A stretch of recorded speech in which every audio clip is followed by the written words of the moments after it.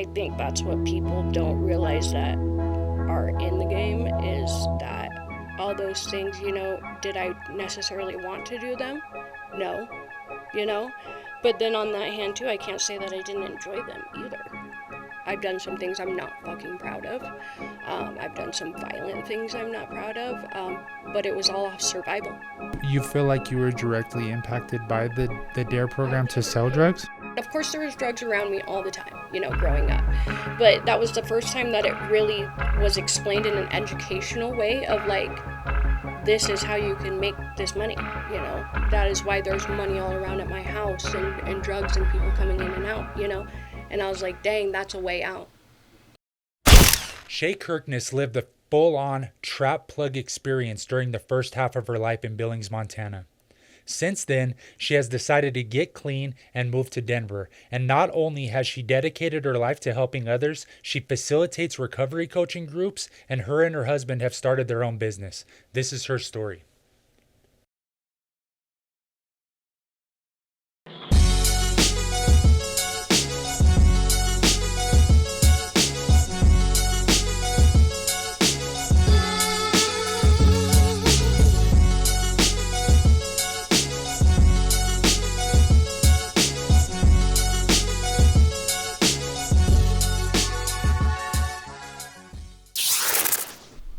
What's up, Shay? What's up? How are you? I'm good. How are you? I'm doing good. Good. It's been a good day so far. Can't complain too much. It's hot as fuck in here, but yeah, the AC's kicking on. So yeah, it's starting to get there. Yeah, we're working on a different studio space, like I was telling you. So I'm really excited about that, to have some more space, because, like we were talking about, this. People always walk into this room and they're like, damn, it's really smaller than I thought, It does look way smaller, Yeah. like in person than on camera. When you watch it, it's way, way bigger. Yeah, and I tell people, I'm like, I only have space for a one-on-one, and they're like, really? And I'm like, yeah, like it's fucking I know. small. I was questioning that before, too. I was like, I don't think I've seen more than one person when I've watched. I guess I was wondering. And that's something, too, that, that I want to work on, is like, not only to have, multiple guests, maybe potentially, like, probably not on this show, but maybe another one, Yeah. that we could start with another show, and then maybe do some streaming, not too much to like focus on that, but it's just really opening up avenues and stuff, Yeah.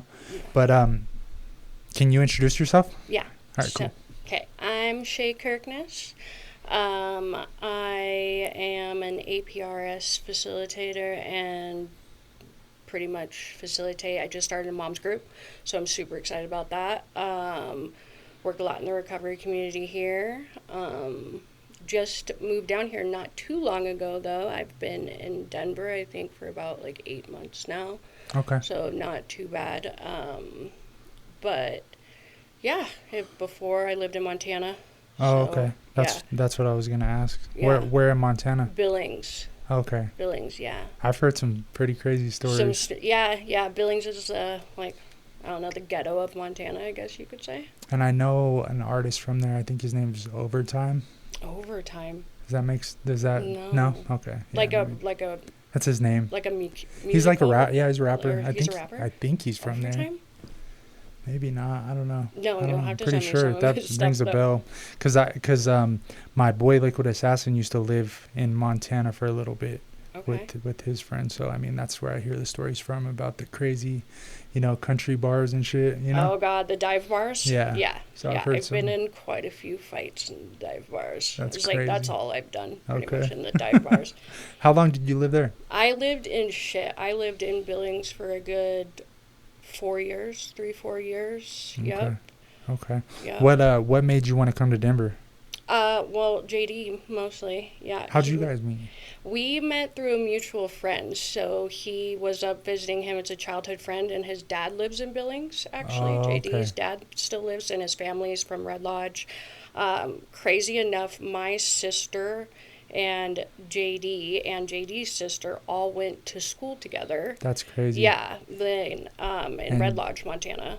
And JD's so, your husband, for those that don't know. Yeah. Okay. So, and I didn't even know, well, because I was younger than them, so he's 4 years older than me.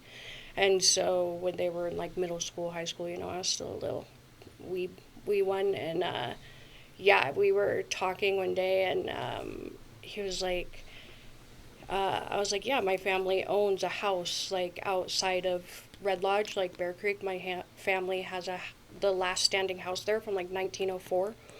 And he's like, oh, no way, I lived in Red Lodge for a little bit. And I was like, did you? And he's like, yeah, who do you know from Red Lodge? And I was like, well, my sister, Tessie Campbell. And he was like, holy shit, no way, like small world, like really small world. And yeah, he was actually really good friends with my sister. And I was like, holy shit, no fucking way. And then we met years now. Be shit. 15, Damn, that's crazy. 15, Okay. 16 years. Okay, so I want to back up for a second, just for those that don't know, what is APRS? Okay, so APRS is an Advanced Recovery Peer Specialist. Okay. So it's we help people just navigating life after recovery. Like I always say, you're not only when you get into recovery, you're trying to like re-find yourself, but not really re-find yourself, but like make a new identity pretty much. You're never going to be who you were before it, and I don't, regardless if you want to be or not, I do believe that person is lost before that. So you're kind of reinventing your identity, and along with that you're trying to navigate the norms of life. So we're there to help people do that. We'll be there for helping them get on, to doctors and, just basic stuff. I like to look at it like walking with them in general, Yes, and just being there to support them, as a professional. Yeah, meeting them where they're at. Exactly. That's the biggest thing, is meeting them where they're at, and, letting them know that they're not alone, because I think that's the biggest thing. One thing I always say is, like, I would go back to even using because of the community, because I didn't want to be alone.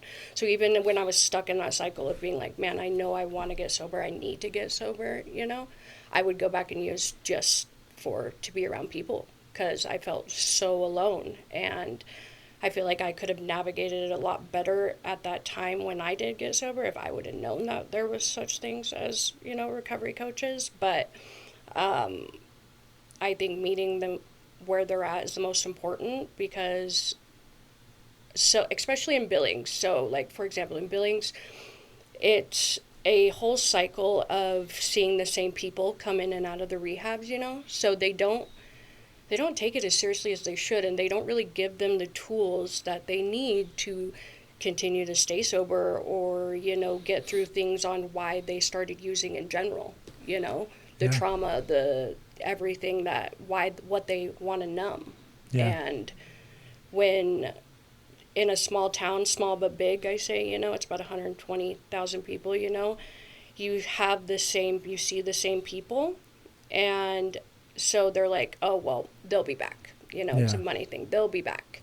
And they always put their nose above them, like they think they're better than them, because they're just stuck in the same cycle, like, oh, we'll see them again, they're not worth the time to help. Well, it seemed like that here too, right? Like, yeah. And it might just be because I was never involved in the right spaces and with the right people, Yeah. But I see recovery, like, and especially, what we do is like, in the social facet of it, I see, the opposite of addiction being connection, right? But also, in the psychological facet of it, I see the opposite of addiction being confidence, right? Yeah. So it's like it's so multifaceted, and there's so many different ways to look at it. But I definitely think that it's important to work with somebody that's worked through it themselves, Oh, absolutely. And absolutely. Somebody that actually is in it for the right reasons, because I think that it's something that we need to protect, as a community, because I feel like there are a lot of people getting into it for the wrong reasons and bringing people into it for the wrong reasons to, people that don't have a lot of clean time. And I'm not telling somebody, don't try to become a recovery coach, but like when you're like 2 weeks sober, it's like, come on, bro. Yeah. You know what I'm saying? Like, well, and that's it. And it's like, it's funny because we run into that a lot of just people in it for the wrong reasons. And it's hard to also, put out resources, for because of that. You know, you don't know how a certain sober living might be, you know, because you hear one thing and then another side you hear a totally different thing. And so it's really hard to also find those solid resources to help people. And I think that's, I don't want to say scary part of this, you know, business, but also the, I guess, unstable part of this business, you could call it, is the people, but it's trial and error. And I think the thing that me and JD, we speak so much is that we want to be the change, you know. And of course it's not going to happen overnight, and we're not going to be the only people that can, you know, be this huge change, but we can at least try. And that's where, you know, driven recovery came in. It's people driven to help others succeed is our tagline. And I think that's so important to realize that so often than not, people that have been in the business a long time forget where they came from and forget that they were once there too, you know. And I think they also forget how hard it was to do so. You know, once you get to a certain level in your recovery, you know, you don't really remember how hard it actually was to navigate life. And so I think I would have been a lot more successful in getting sober if I would have had someone there that believed in me, you know, the first few times, someone there to actually say, like, hey, you can fucking do this. You know, it's not going to be easy, no, but you can do it, and I'm here to help you get through it. And I'm not going to, you know, make all your decisions for you. Yeah. But I'll walk alongside you while you make them. And, you know, I mean, I believe that there's somebody for everybody, right? Like, it's just like a therapist. You might not like, you know, your first, like, 2 or 3 therapists, but then you find somebody that you might jive with, you know? Hell yeah. So it's just, it's really just, you know, like you said, it's a trial and error thing, you know, and there's shitty people and there's good people. And, you know, like, I might not get along with even the person that has the best intentions. I might get along with the shitty person, you know what I mean? Exactly. Just because they've been through what I've been through. So there's people, you know, but I think that when we're working to save people's lives, right? So it's like, we have to hold that really dear, is that seeking safety piece, and that keeping, you know, our job position secure in the broader stroke of things. Because when you have all these people coming in for the wrong reasons, you know, the powers that be that make the decisions are going to look at statistics and data and see how much, you know, fraud might be happening, and be like, we're fucking shutting this shit down, you know, like, you guys can't get a hold of this, you guys can't not, you know, like the where it starts is, you know, the LAC or the clinical directors, you know, like, you guys can't not get with the company that's not committing these acts, like, you know. So that's exactly it. It really falls on those people at the top to, you know, and it's a heavy crown to wear. It is. And I think I've been so fortunate to work under, like, in my opinion, the most ethical clinician that there is. Right. You know, she is amazing, you know, and she really started, because me and JD, we have Driven Recovery, which is our own, and then we also work for Milestone Community Wellness. And Milestone Community Wellness was developed by Forrest Mangus when he was in prison still. And that's who, you know, wrote the curriculum for APRS that we teach now. And then he brought on Rebecca that worked in the prison at the time. And she's our head clinician. And they started Milestone, you know, from the ground up. And I think just working under her has been almost life-changing in a way of seeing things differently, because we have a woman that, you know, did not come from the same side of the tracks, you know, we did, but she takes a different look at it as she looks at it to learn and understand it. And it's been really nice because it's just like a non-judgmental zone no matter what.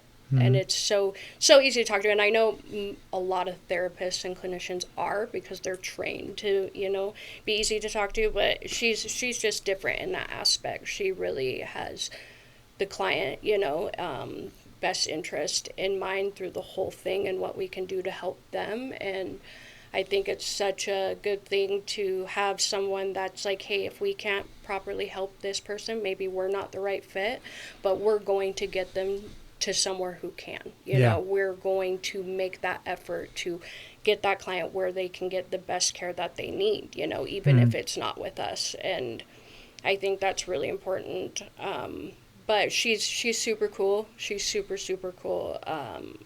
I've learned a lot from her, actually, and just, you know, I haven't worked for Milestone a terribly long time, but in the time that I have, I've learned a lot of ways to, I guess, not connect with the client, but approach them in a way, you know, because I come from the streets, you know, I am just blunt and honest and to the point, you know. I'm not one that's for my client that's going to be like, oh, well, you know, don't do that. I'm going to be like, hey, what the fuck, bud? You know, what are we doing? You know, what is driving you to continue to, you know, use or relapse or, you know, get in trouble? What's going on? Let's actually sit down and get to the root. I'm not a, I guess, I don't know. My approach is different than most, but, you know, I've had a lot of clients that works, and I try to keep my bias out of it too, you know. I'm not, if I feel like I'm not the right person to help, you know, it's not going to be me being like, well, no, I can't, you know, or forcing myself to, or turning them away and saying good luck, you know. No, I'm going to say, hey, you know, I might not be the right one, but I'm going to get you in touch with someone who is. Right. So I think you're right on that there's just, I think there's a huge stigma around it too. It's unfortunate, definitely. But.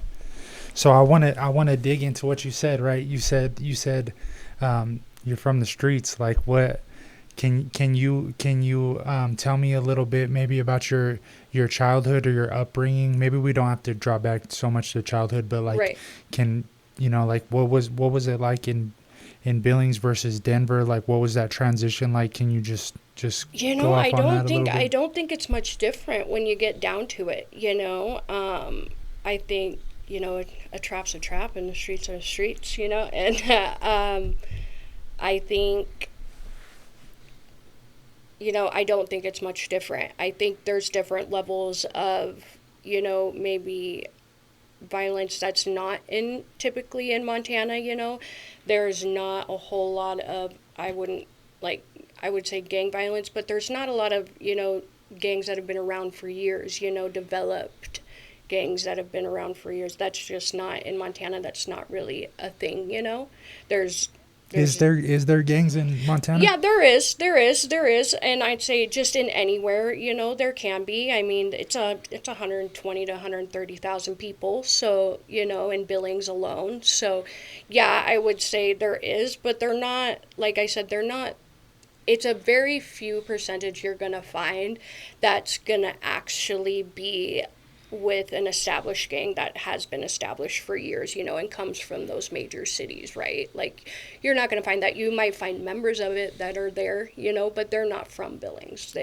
But then you have, you know, the kids that think it's cool and have no education on what it actually is. And, you know, they make up their own one, and they're in Billings, Montana, and they think it's cool, and it's not, you know, and it's just... I wish that kind of level of information or education, I guess, was taught there, that they can get in a lot of trouble, you know? Well, I mean, you know, with how many hundreds of millions of dollars are poured into advertising for you know, hip hop and that type of, you know, violent music, you know, and the music videos and the scenery and the things that you see on Instagram and, you know, that come from these inner cities. That's, you know, you can't really blame them. I mean, that's why I got pushed into what I did when I was younger, you know, absolutely. Like it's just, that's the reason I went to prison when I was 17. You know, the reason I caught an attempted murder case is because, you know, I was I thought it was cool, you know what I You mean? thought it was Like, cool? and I was around people that were the same way, and we were affected. You know, I'm not gonna say 100%. It was like just because I listened to this song or whatever, you know what I mean? Yeah, But it's but like no, it has a huge it has thing a to do huge with it. impact. It does, absolutely. And I'd say, especially for kids that don't have any other, you know, any other sources that are impacting them in, an opposite or positive way for that. I'd say, like, for me, the whole why I got into dealing and everything is because I had nothing. I grew up with fucking nothing, right? And it's funny. I wore my Dare hat, and I'm thinking of it now. I remember sitting in elementary school or middle school and Dare. I don't know if you went through Dare, but I remember it. they had the officer of the town bring in every different drug there was. They would tell the kids what it was specifically and then what the street value was. And you know what I think that was is kind of like a psyop. Sorry to get like that. No, but it's no, for real. I remember a family member saying Dare standard for drugs are really expensive. Literally. And like and it's so funny because there's kids that I talked to a lady the other day because she commented on it and she remembers going through it. Well, it had the opposite effect. But she also told me, she had a really good home life. She had a great mom and dad, money, grew up good. So that deterred her, deterred her. Like, oh my God, I don't want any of that. Well, me, I didn't have a dad present. My mom was, an alcoholic, drug addict. I had nothing. I was like, dang, that's a lot of money. Even in my head that young, I was like, holy shit, that is a lot of money. And they're saying it so easily, you can get it so easily, it's everywhere. And I was like, that's a lot of money. So, okay, so you feel like you were directly impacted by the DARE program to sell drugs? I do, in a way, because I remember it. And of course there was drugs around me all the time, growing up. But that was the first time that it really was explained in an educational way of like, this is how you can make this money, That is why there's money all around at my house and drugs and people coming in and out, is because of that. And that's when it really clicked in my head. And I was like, dang, that's a way out. Like, that's a way out. And that started from a young age. And I, my older sister had a huge, not the one that JD went to school with, but my oldest, unfortunately, she's still an addict right now, and homeless and wherever she's at. And last time it was Vegas that I know of. And, she was always around it. So that kind of just drifted me into that crowd, that gang, and that time it was like, a gang. And so I went in and I don't really remember thinking of it in a bad way ever, I never thought it would have the effects that it had on my life. Now looking back, like that was the start of destruction and a life that, because at that point when I was young, I never really did a lot of it, I dabbled there, here and there, and then it grew into a much more,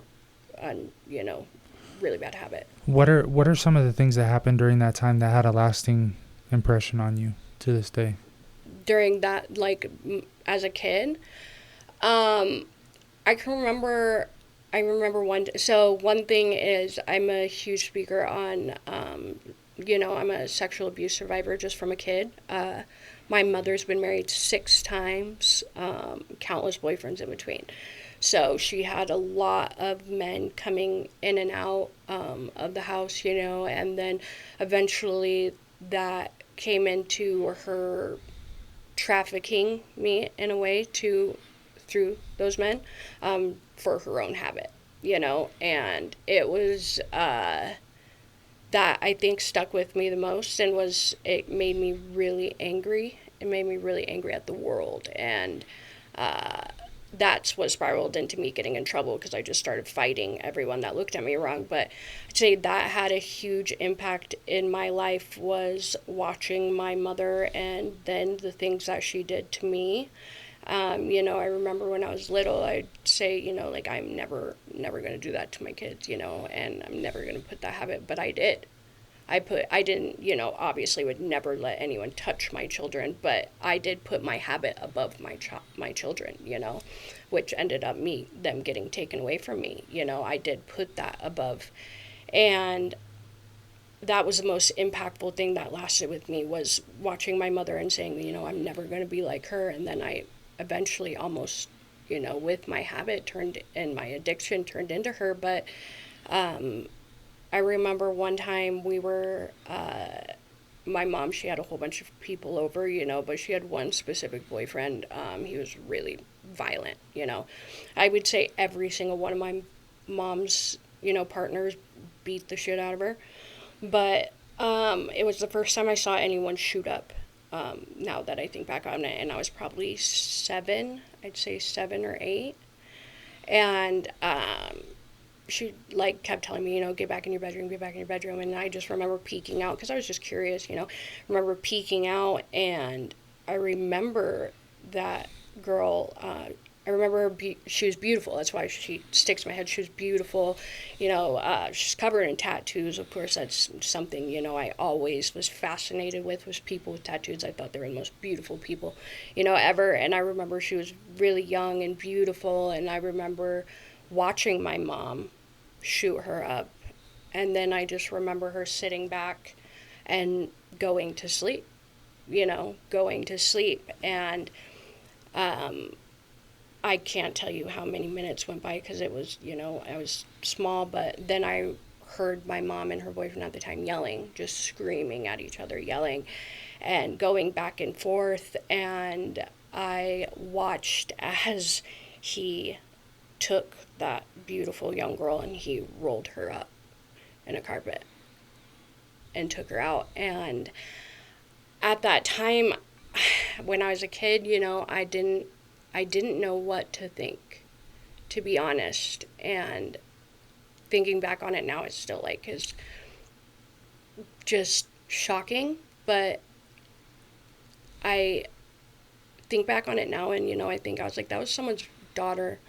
That was someone's, sister, possibly aunt, Could be mom. Yeah. Could be mom. And I think back on it and in my head, that was just another normal Tuesday in my childhood, And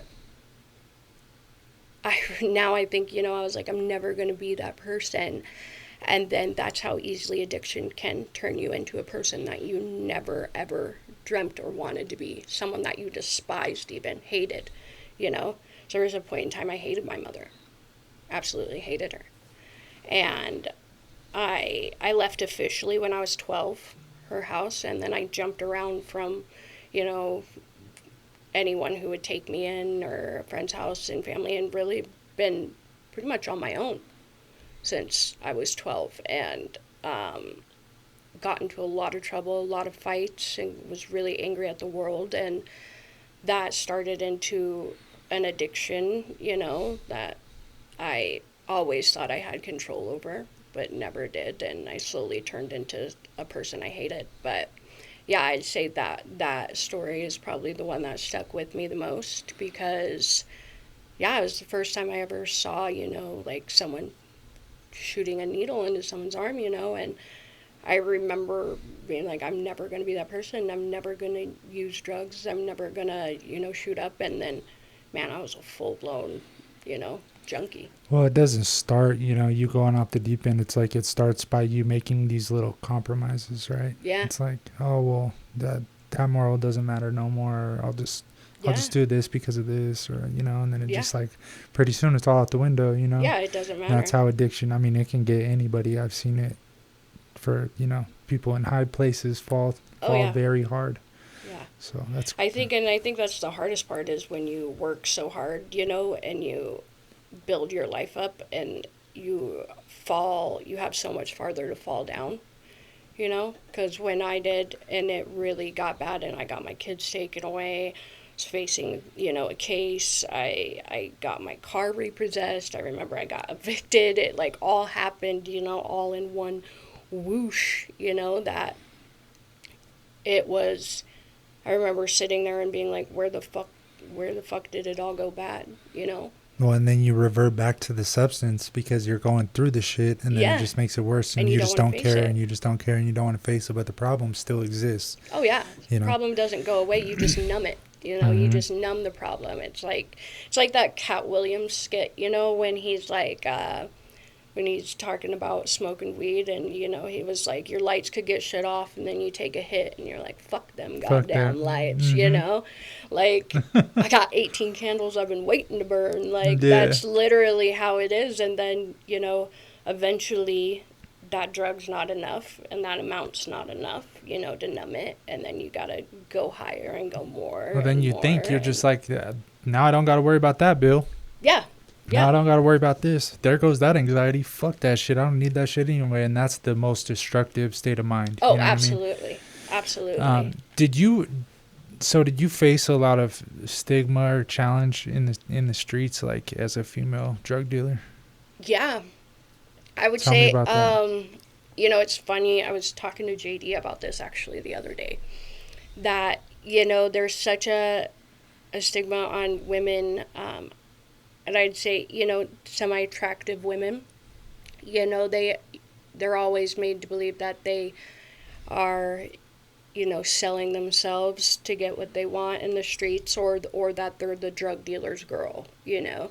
And I remember when I was dealing, I'd be like, fuck no, I'm not the drug dealer's girl. Like, I am the fucking drug dealer, you know? Like, I am the man. And I would get, I had a lot more to prove, I guess, I'd say. I had a lot more people try to take advantage of me. I had a lot more people try to steal from me. And I think that's in turn made me a lot more violent, though, because I was like, well, if I don't stop it, it's going to continue to happen, you know? They're going to Well, still try to fucking try me. they're gonna test your gangster, Yeah. right? Like, and if you let them fucking skate once, they're gonna start fucking ice skating. You let them Oh, slide yeah. once, they start ice skating. You know what I mean? Exactly, yeah. And I think, and especially I'm a tiny, tiny woman on top of that. You know, I'm small. My feet don't even touch the ground, you know?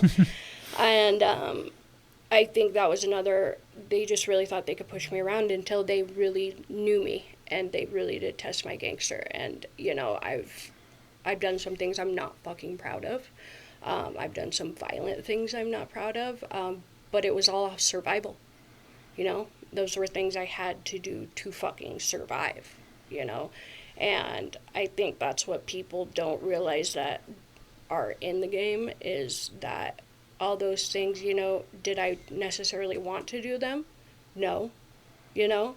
But then on that hand, too, I can't say that I didn't enjoy them either.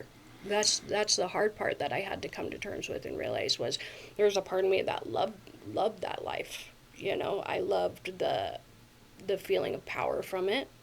I loved being the person that, you know, people wanted to hang out with all the time. But then after the fact, looking back on it, it's like, did anyone ever really want to hang out with me for me, like me as a person, or just what I had or what I looked like, you know? And I think that's something that sucked when I actually talked to my therapist about it. She's the one that brought it up, because I was like, no, I had tons of friends. Like, everyone loved me, you know? They were like, she was like, did they though? Like, or did they love what you had? I was like, no, more than likely they loved what I had and the connections that I had, and, you know, and at that time I felt like I was on top of the world. I felt like I had it all together, you know, and I nothing could bring me down, you know.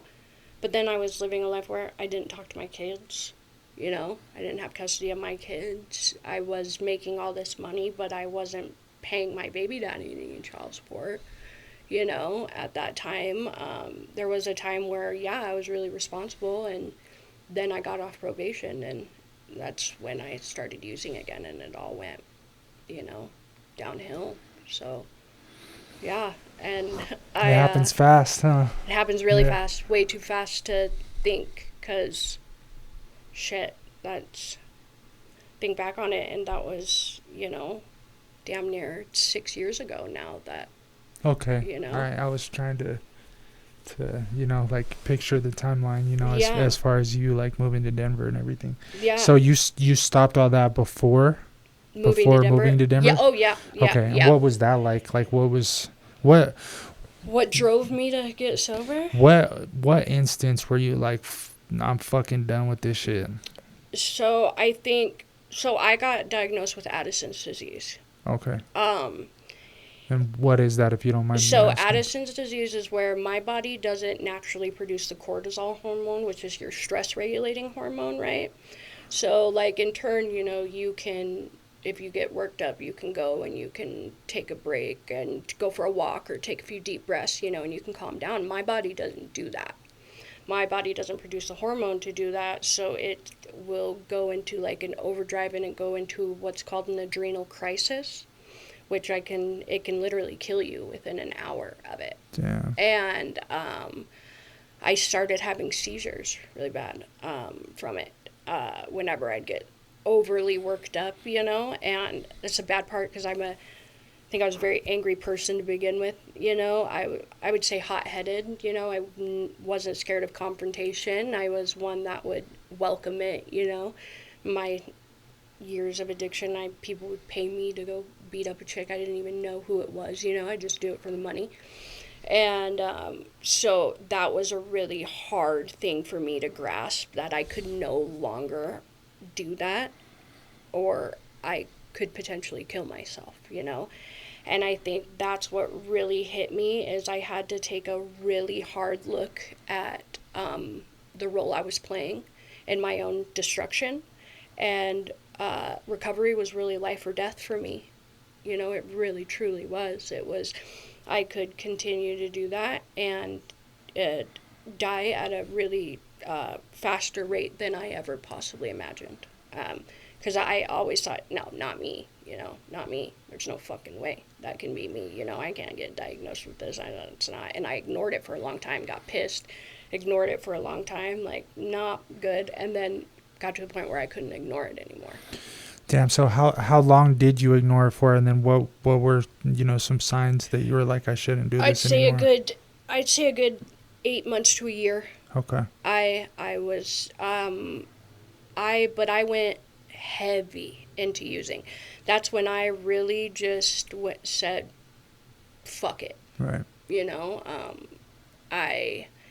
And instead of being like, oh, let me get my life together, get my health back, I said, fuck it, whatever. And I think I was using the drugs even more to run from a really scary fucking fact that I didn't want to face.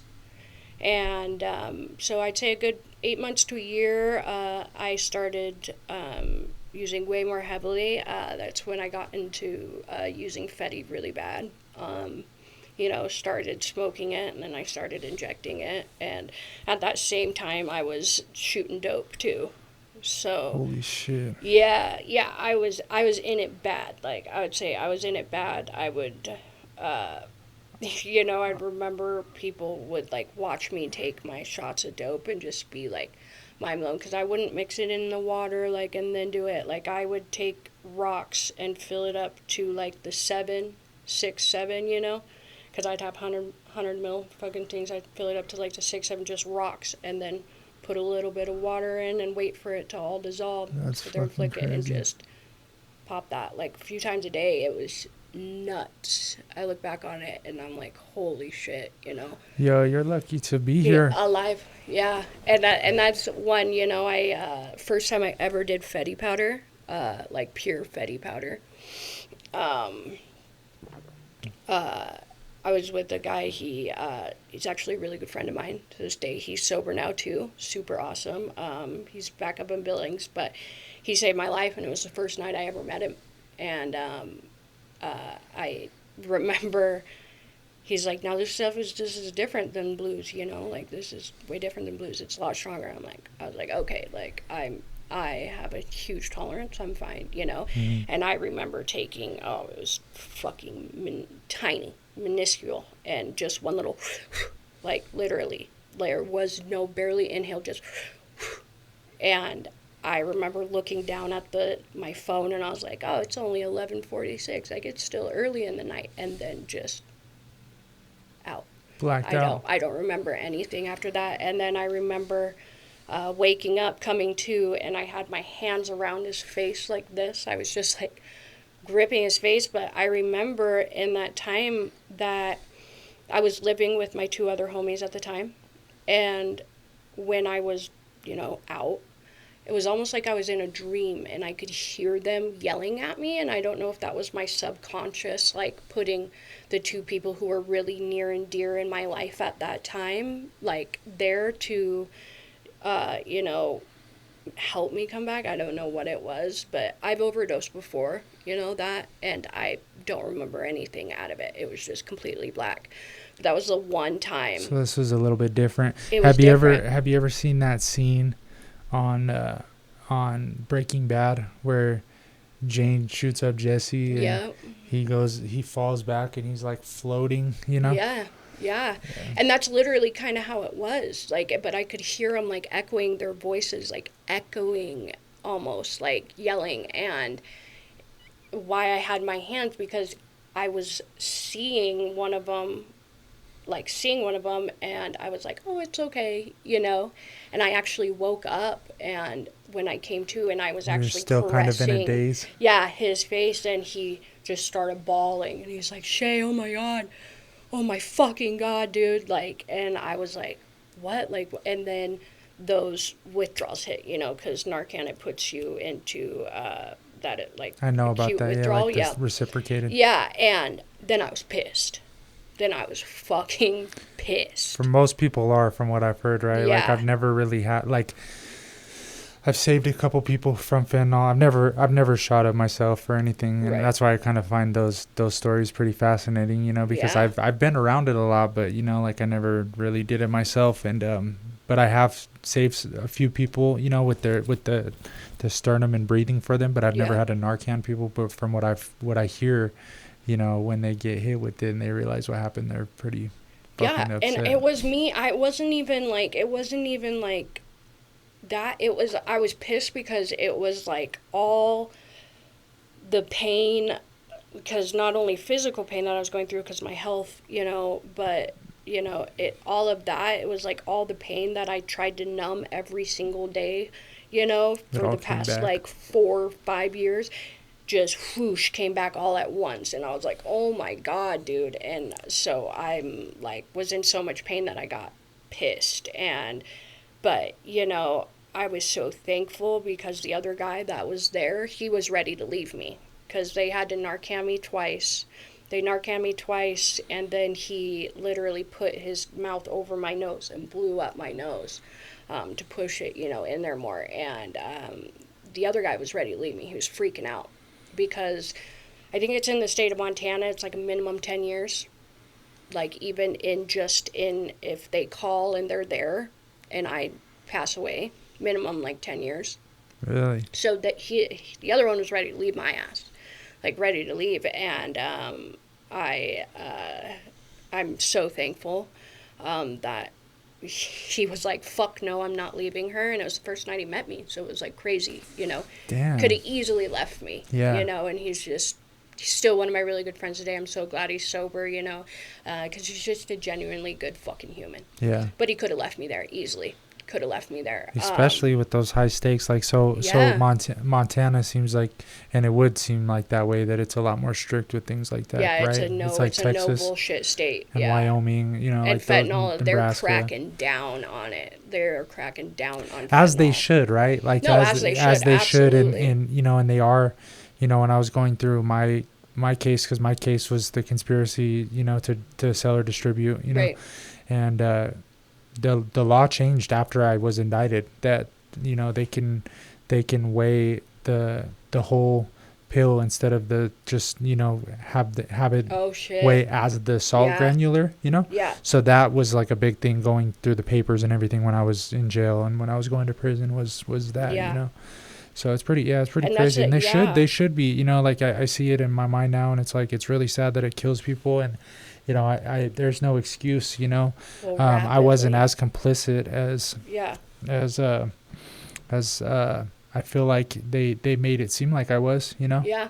but I feel like I feel like I could have done things differently for sure, and I should have done things differently. And I think we all think that, right? Like, yeah, we could do things so differently. And I think back on that all the time, like, especially with me dealing, is I never thought of it because at that time it was just I was making money, right? But then I think back on it and I'm like, how many lives did I actually affect and did I hurt, from that? And you know, that's why it's crazy enough because that uh, like he ended up being a really really good homie of mine that helped me in my line of work, at that time.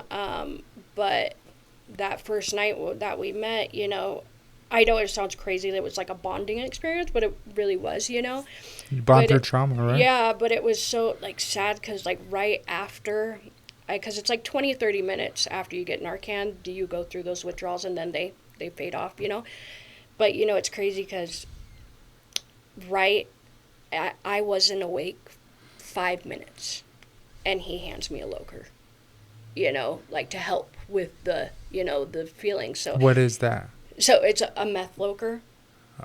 I've never heard that term. You've never heard loker? No, I don't Really? think we don't use that. What? What do you I've been call it? like are you talking about like a railer? Not like a hot rail. No, like the fucking round in a little hole. Oh, Just it's a like meth pipe. they Just a call pipe. it a bubble here. Oh, it's a bubble? Yeah. Okay, well, loker But that, there. okay, that meant, yeah, Loker, I've never heard that loker before. up there. Yeah, so, yep, so that's another thing. Yeah, so he hands me one, like, and I wasn't awake 5 minutes, and I think back on it now, like, it was normal then, but I think on it now, and I'm like, holy fuck, like, what the fuck was wrong with me? But the biggest thing of that story is the homie that I was hearing, in my head that I lived with, but was not there, I went home and I told him, and because he came and picked me up, and he just he then in turn cried. So it was the second man that night that was like crying in front of me, and he was like, Shay, he goes, what you don't know is 2 years ago to the day, my sister died of a fentanyl overdose. His actual sister died. 2 years to the day that I overdosed, same night I overdosed, it was her 2-year anniversary of her death, and they left her there. She was with two guys, and they left her there, and she died. And he literally goes, my sister was with you. And it was just so crazy at that time, and I was like, man, I gotta like stop doing dope, this shit like it was way too real at that point, but I think back on it now and it was really crazy because his voice, and he was not with me at the time that I overdosed, he was at home, and he's just one of my really good friends, always just strictly botanical, really good friend. But it was just so crazy that I was hearing his voice in my head, and it was something like, it was a dream, but I was hearing his voice, but then I had no idea about his sister until after, when I got home and he told me. That's crazy. I had no idea, and it was 2 years to the day. It was just crazy. So that was the point where you're like, fuck this kind of. Yeah, that was, and it was telling everyone that, even though they used with me,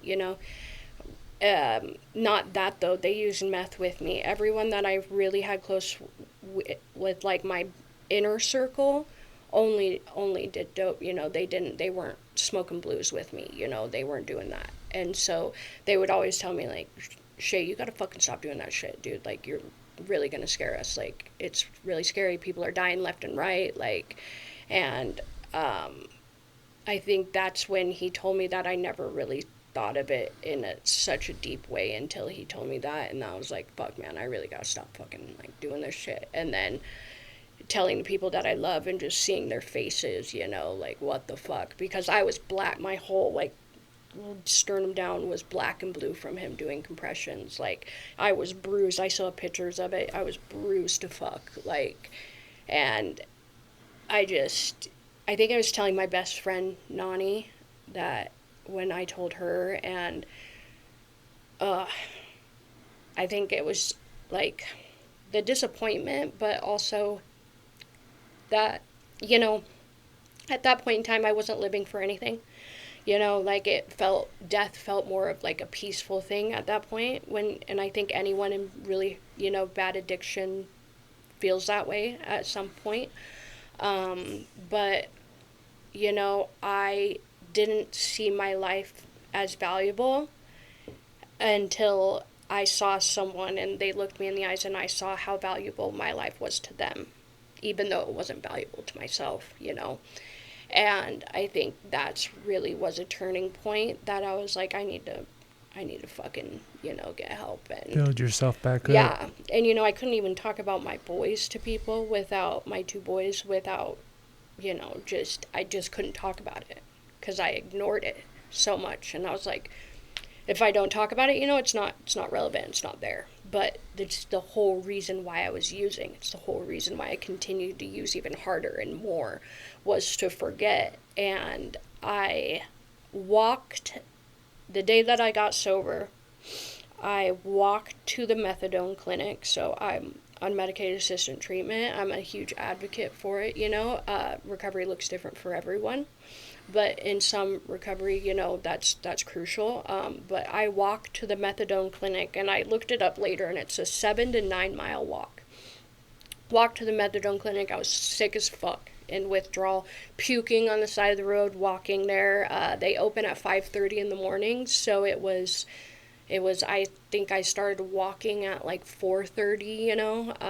It was freezing. It was about to rain. It was fucking freezing. It's another thing. I didn't do any dope, so I wasn't warm. I think that's a huge survival tactic on the streets is with using meth is survival, to stay warm. But I wasn't, so I was freezing. And I remember, if I don't make it to the methadone clinic, I'm never gonna try again. Like, I will never try again. And so I just kept pushing myself to go farther and farther. And I can't believe I walked that far, in withdrawal. But 7 miles, damn. 7 miles. Yeah, it's 7 to 9 miles. I walked anyone from Billings. If they watched this, I walked from the high Billings Heights all the way to West End, King Ave.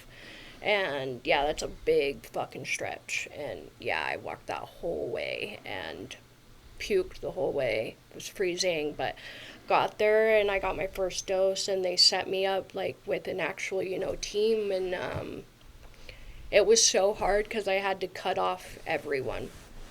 I had to cut off. That's the hardest. Everyone. That's the hardest part is to sit there and be like, have to pick and choose, like, who do I, because, well, I mean, it's pretty obvious who you have to cut off, right? It's all the negative ones, but having to be real with yourself and just having to realize that you can still love somebody, but you have to love them from a distance. Mm-hmm. Introducing the idea of, I can FaceTime this person. I don't have to like put myself in, a high risk situation to go around these people to where I could be triggered or, have the potential to fuck my own early recovery up. Absolutely. Going around somebody that I love, maybe even a family member, a friend, but like you can FaceTime them, right? Or you can go see them for 5 minutes, but that if you're around them for longer than that, it's going to be bad. It's going to be bad.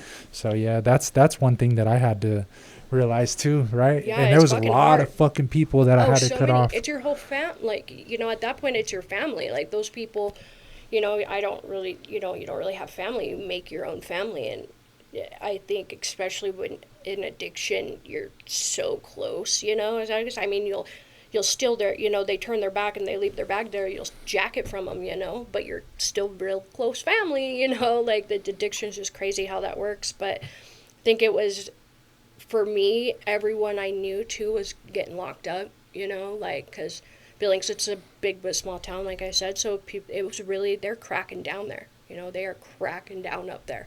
And so everyone that I knew was getting in trouble or getting away. And I was like, fuck, man, like, I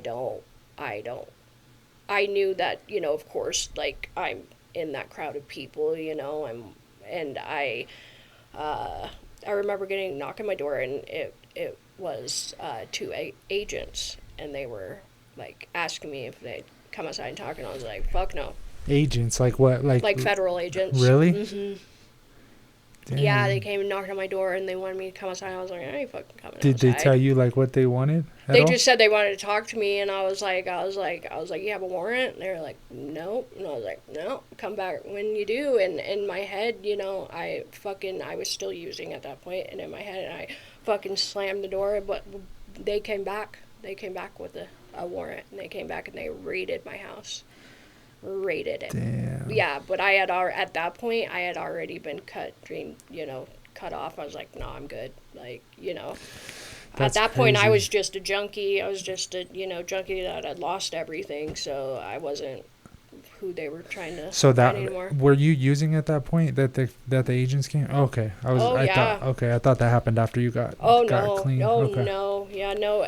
But it happened after I stopped dealing really big, I really Okay. I knew shit was getting hot. I knew I had to get out. And so I shut shit down, and I just stopped, but I obviously still had my addiction. So I fucking was still using really bad, but I just remember laughing almost at that point because I was like, man, you ain't gonna find shit like besides fucking my shit, Yo, so like that's what happened with me, right? Is like I got sober and I stopped selling.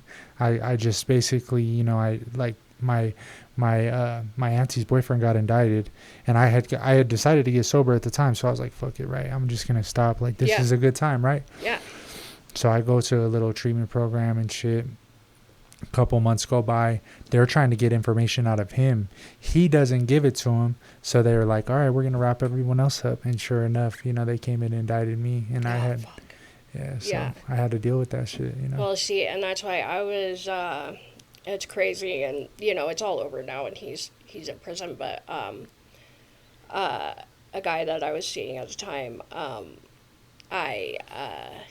he kept telling me, and I always thought it was like, it's like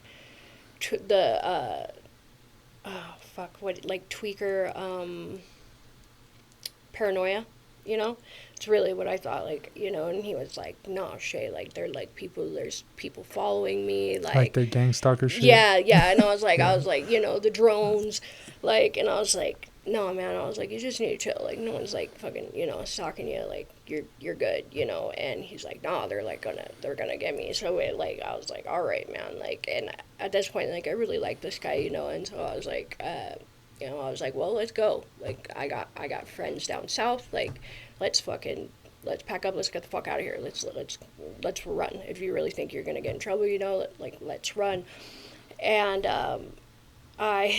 we had a whole fucking plan out, right? And he was gonna come pick me up, and we were gonna fucking dip, right? Well, I was waiting. I was like, fuck, man, like, what the fuck? Kept calling him, didn't answer, and I was like, my homies that I live with, they were like, one of them got a phone call, and he was like, what the fuck? And they were like, well, they got him, and there was like 20 U.S. Marshals fucking came, like, kicked his fucking door down and fucking got him, and he got charged 10 years fucking for Fetty. Made you rethink his stories, huh? Yeah, really made me rethink it, because at that point, like, I knew, like, he was in trouble, but I didn't think it was, like, that big. Obviously, he didn't also disclose, like, the full truth, but, just that day before, like, I was sitting, at his house, like, I could have easily been there when they knocked it down, and I was like, and it's just crazy that the night that we were gonna take off, he's done. That's how long they gave me too. And I've shared this a couple times, right, on this show, but my dad died the same day I turned myself in. So it was a crazy time. It was August 2nd, 2021, and I was going to turn myself in. I woke up, I was at my lady's apartment, that we lived in together, and I was like, okay, I'm going to go turn myself in. And I got a text from my little cousin. She was like 10 or 11 years old at the time, and she said, hey, I'm sorry to hear about your dad. And I called my mom, and I was like, did my grandpa die or something? Like, Gracie me to text you or something? And she goes, no, I'm on the phone with the cops. Your dad died at his girlfriend's house. And I was like, you have got to be fucking kidding me, bro. And I took a little bit longer to do it, but I still went and turned myself in. Yeah. You know what I mean? Like I made what I felt like was the right decision at the time, and what I felt like he would have wanted me to do. I was fucking bawling the whole way there, though. I like, can't you even know what I'm saying? imagine. I was going through it, you know, because I had you just didn't get to go to the funeral or anything. Nope. No? and No. I had just, you know, gotten closer with him, you know, like through, you know, he respected me a lot more as a man when I got out of prison the first time, you know. So like we became close. Like we weren't close when I was younger or nothing, you know. Like we didn't really spend a lot of time around each other at all. But yeah, it's crazy. I wanted to back up a little bit. I wanted to ask you, so do you wear the dare hat as like for irony? You know, honestly, yeah. Like I didn't even think about it wearing it until like that. I didn't, you know, think about it till you said that, and I was like, oh fuck, I am wearing my dare hat, because I wear hats a lot. Like I am a very big hat wearer, so I didn't even really remember what hat I was wearing. But I saw it online actually. Because you know, like the more you talk about shit, your phone listens, you know, and then it gives you advertisements and shit. So it was actually like an advertisement on Facebook that popped up, and it was the Dare hat, and it made me like think back, and I was like, no fucking way, I didn't even think they sold like Dare merch, you know, and I was like, I'm gonna fucking order this hat, you know, and so I ordered it, and then, you know, JD was like, what's that? And I was like, you don't remember Dare? And I was like, he's like, no. And I was like, what the fuck? Like, and then we were on a business meeting, you know, a big business meeting. We just opened up the, you know, recovery company, and one of the main, you know, directors of the, you know, we're partnering with, he was like, Shay, I love your hat. I love you. And I, again, was like, oh, my Dare. I was like, oh, yeah. I was like, you remember Dare? And he was like, yeah, I do. And I was like, fucking, see, I'm not the only one who remembers Dare. But isn't that crazy, right? Like I never really thought about how, you know, that could have subliminally been like showing drugs to kids, you know what I mean? It absolutely was. Like, literally, I remember it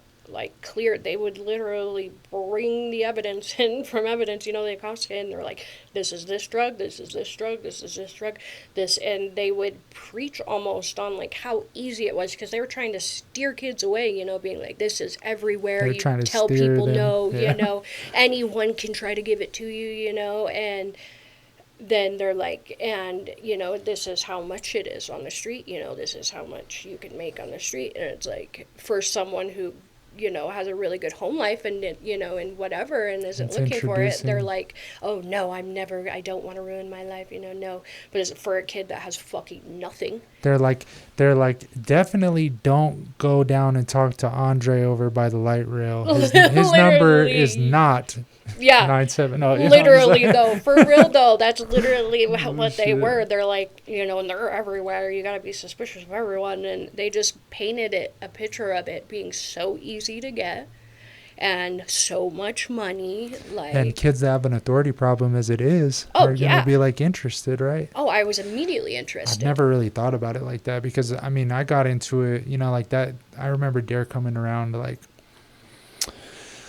I guess like third or fourth grade, and like I didn't really start getting into that until I was like 11 or 12, like, you know, like selling weed, and then it started, you Yeah. know, like a couple years later started selling coke, and then started selling like the harder stuff, like, you know, Yeah. it just gradually got worse, like, you know, and it Oh, was, it I didn't even try anything, you know, until I was like 16, 17. Like I smoked weed and drank, yeah. and, you know, maybe like did a couple of lines like when I was like Yeah. 14, 15, but like I didn't start like try anything hard until I was actually like 21, right. you know, till I Right. had got out of prison, you know, and went back like Yeah. for the second time, and I seen all my homies doing it, and I was like, yeah, maybe this is okay, Yeah. you know, Like, why but not? then it got deep, like when that's a whole And isn't nother it story. funny that they always say like weed's not the gateway drug, you know? They're always like, in like an instance, you know, I believe that, but like, you know, that it's not, and you know, everything in life is a choice, and you make that choice. But it is funny, like that analogy that weed is the gateway drug, because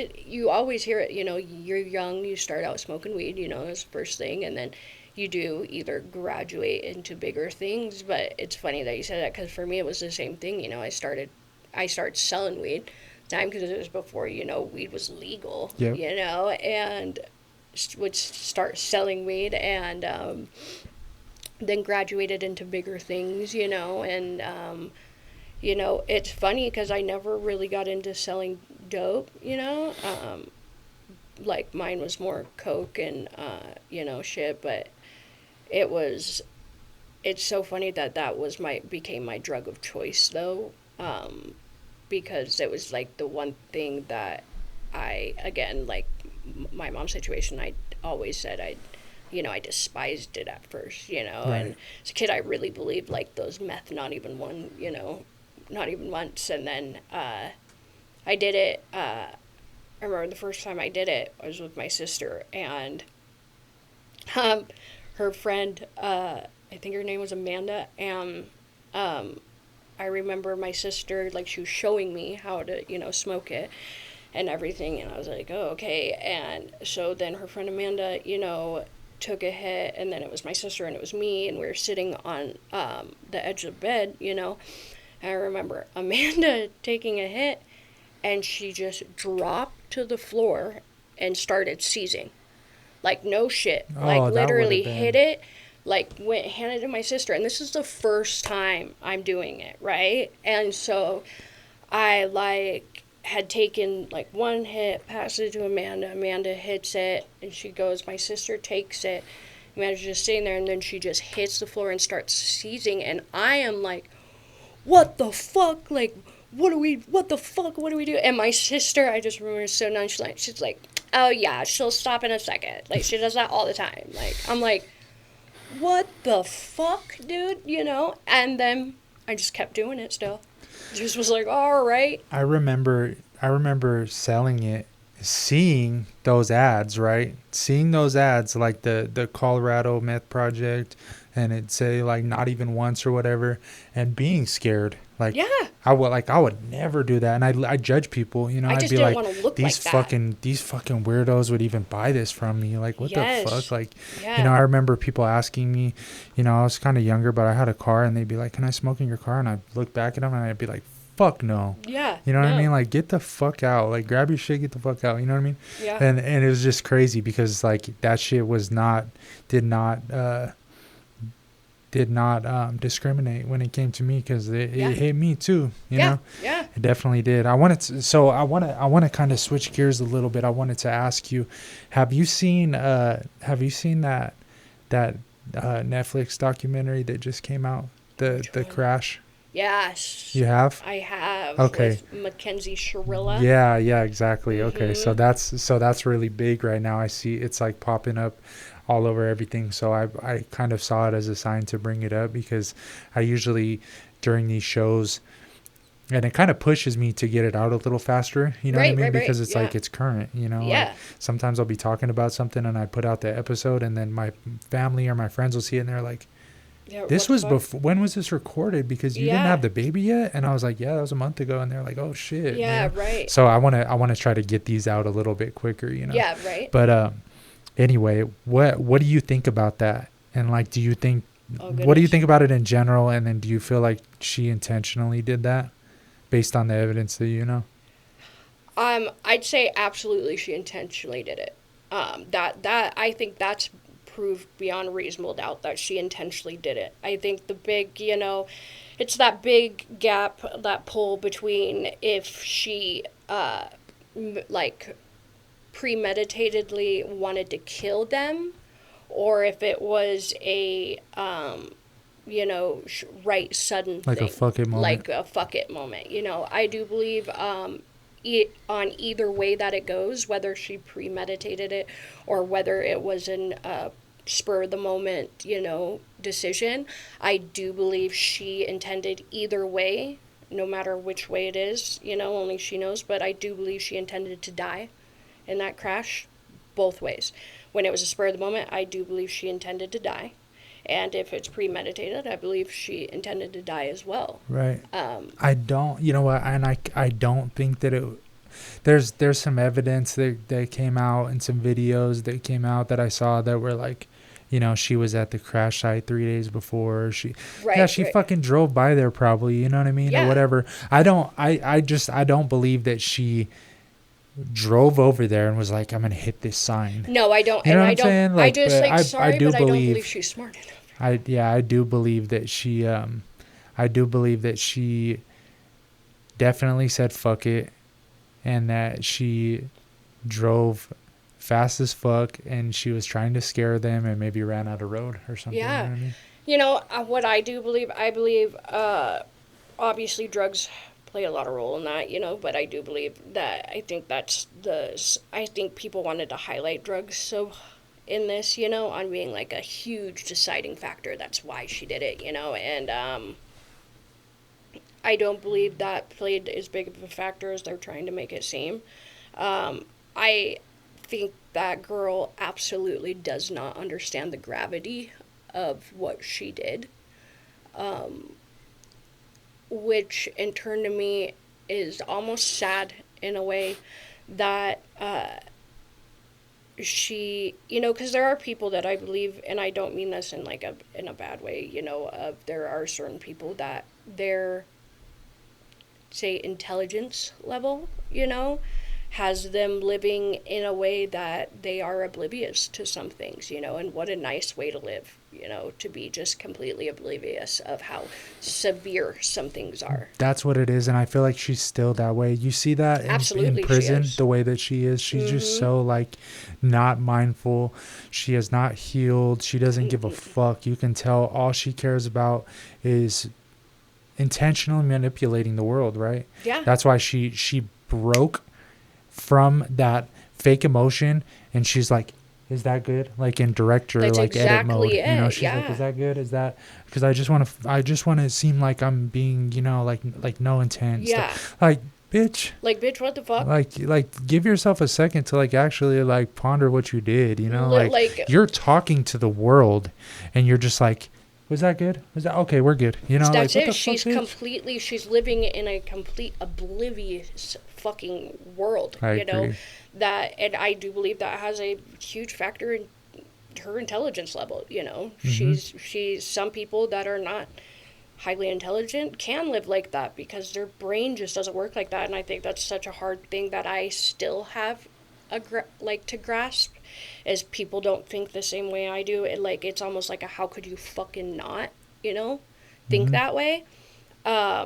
I believe that she is a little girl that was so hell bent on being famous, no matter what it took, or who it took. Still, right? Still. Still to And I this day. think that was her one way of, you know, of doing so and of being that way. Like, I mean, she has her fucking mom running her, you know, Instagram page from, you know, like, if I was, like, you know, I would never, if my child did something, you know, I would fuck your fucking Instagram page. Which is pretty typical, right? Like that's pretty typical of like, you know, people to be locked up and their family run their Instagram or their mom run their Instagram. But, you know, in how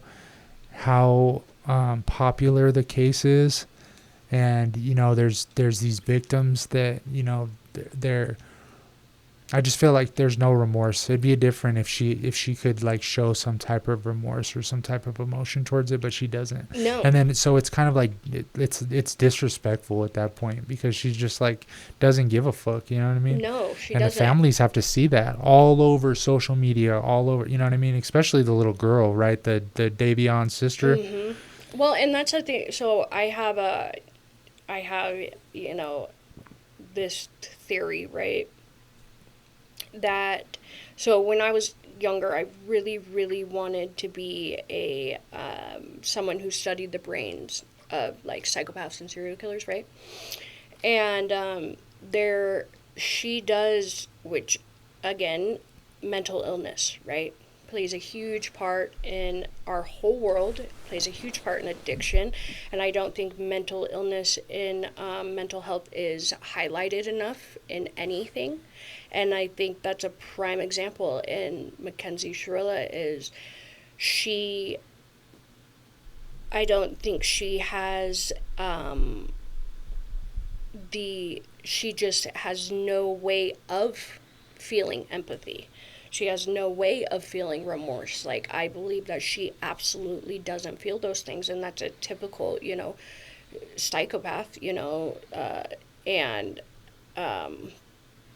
sociopath, psychopath, they any, serial killer, they all have a habit of not literally, like, chemically in their brain, Can't practice empathy. Yeah, cannot actually practice or feel empathy. And so I believe that no matter what, she was going to end up hurting someone some way or another in some way. Okay. And do you think that the parents had a direct effect on the whole situation? Absolutely. Okay. Absolutely, I do. I think so too. I absolutely do. It just, the way they babied her and the way that they let her do whatever the fuck she wanted. She had no. She was the princess, and yeah, she literally has not no grasped. consequence. No. For anything, probably for anything ever. Ever. She's like her, and I hear the phone calls, from her mom and her, and she's in prison, and just the way she talks, you can tell that Mackenzie has lived in Mackenzie's world, and that is the only world she's ever lived in. She has no interest in living in anyone else's or feeling in anyone else's. I don't believe that her boyfriend, she ever truly felt anything for him or loved him. I believe that he, made her look good in a way, and that's where she got the pleasure from that. It wasn't the love itself, it's what he gave. He was her. A material item exactly, for her. and that's he what gave her pleasure. Yes, yeah. I think so too. Yeah, it's just, and I think it's also scary thinking about it at such a young age, and she's like that. It's, and to believe that there's hundreds of thousands just like her that think the exact same way. It's really, and I think that,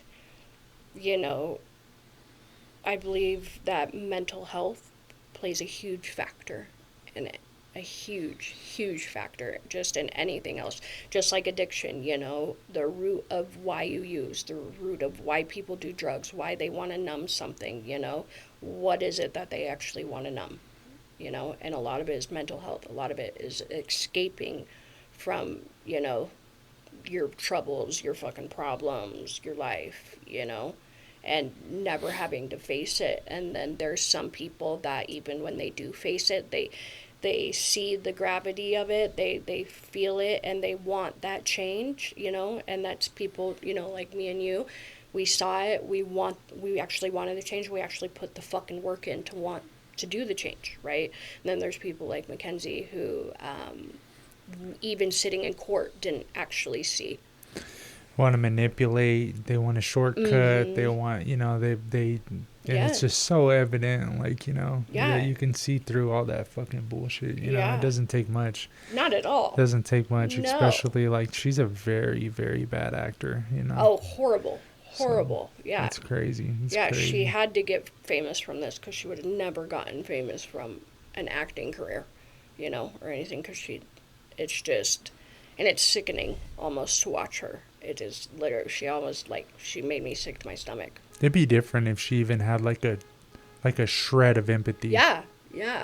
Or but it's like, it's, I don't know. It's like watching, with her, it's almost like watching, those bad early 2000 comedies, the popular girl in the early 2000 comedies that'd be like, oh my God.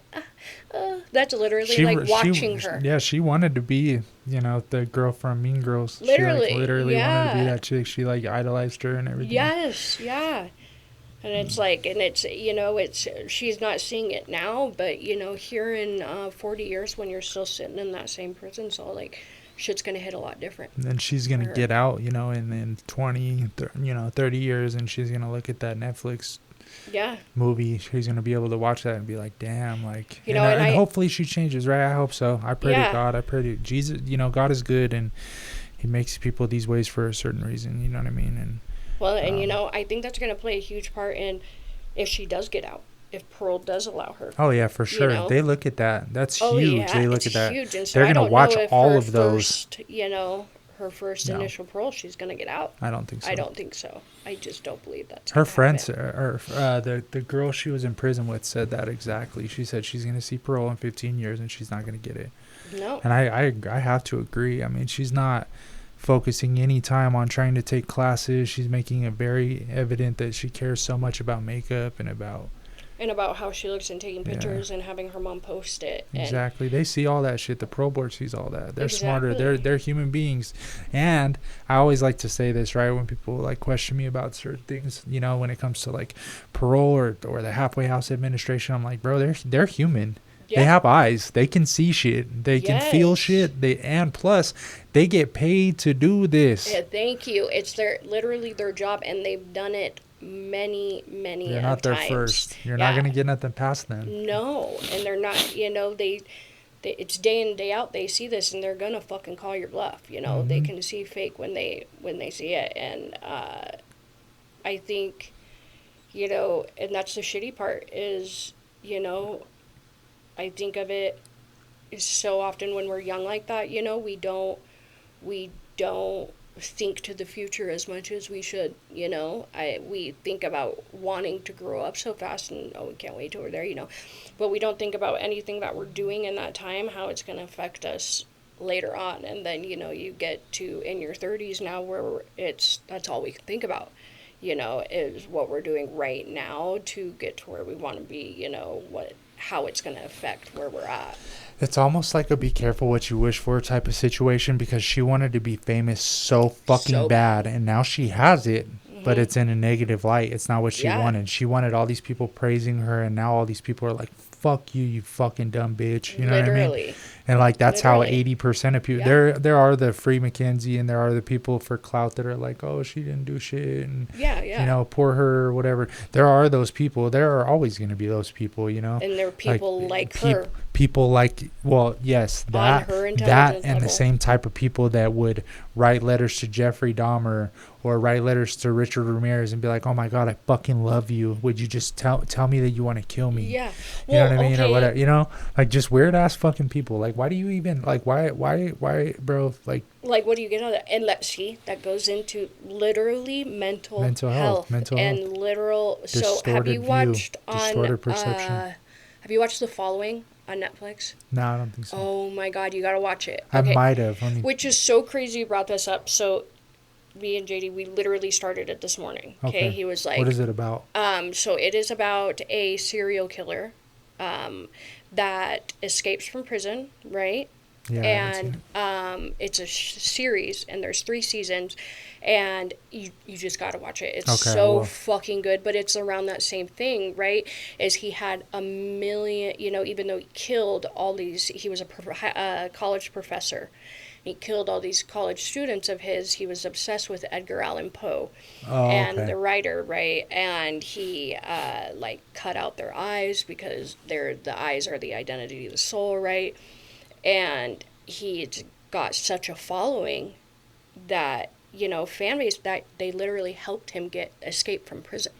Damn. These people. Okay. And so it's so crazy. And like in one of the scenes, there's a lady that after he escapes, they're bringing in anyone that had visited him, in prison, bringing him in for questioning. And there's this lady, sitting in the waiting room. And she gets a text and then puts it down, stands up, takes off her dress, and is standing there naked. She has Edgar Allan Poe written in Sharpie all over her, and she literally takes an ice pick out of her purse and stabs herself in the eye.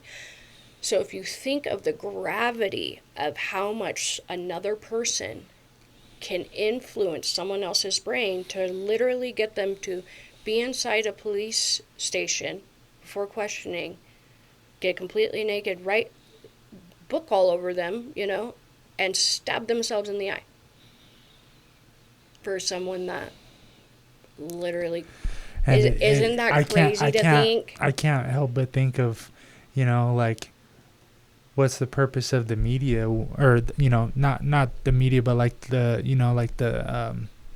like Netflix or like, you know, the Hollywood putting these things, you know, because it's planting a seed in our mind that we're impressionable and that, you know what I mean, and that we need to follow something or false idols, and it just it goes so deep, you know. And it's crazy. It's but people like, are like that though. There are very impressionable people. You can be easily manipulated, easily, you know, easily misled, right? That was one of the biggest things that I learned in boot camp, you know, when I was 17, when I first went to youth prison, was don't be easily misled. And it was one of the best lessons I've ever learned to this day, is, you know, not to be easily angered and not to be easily misled, you know. Yeah.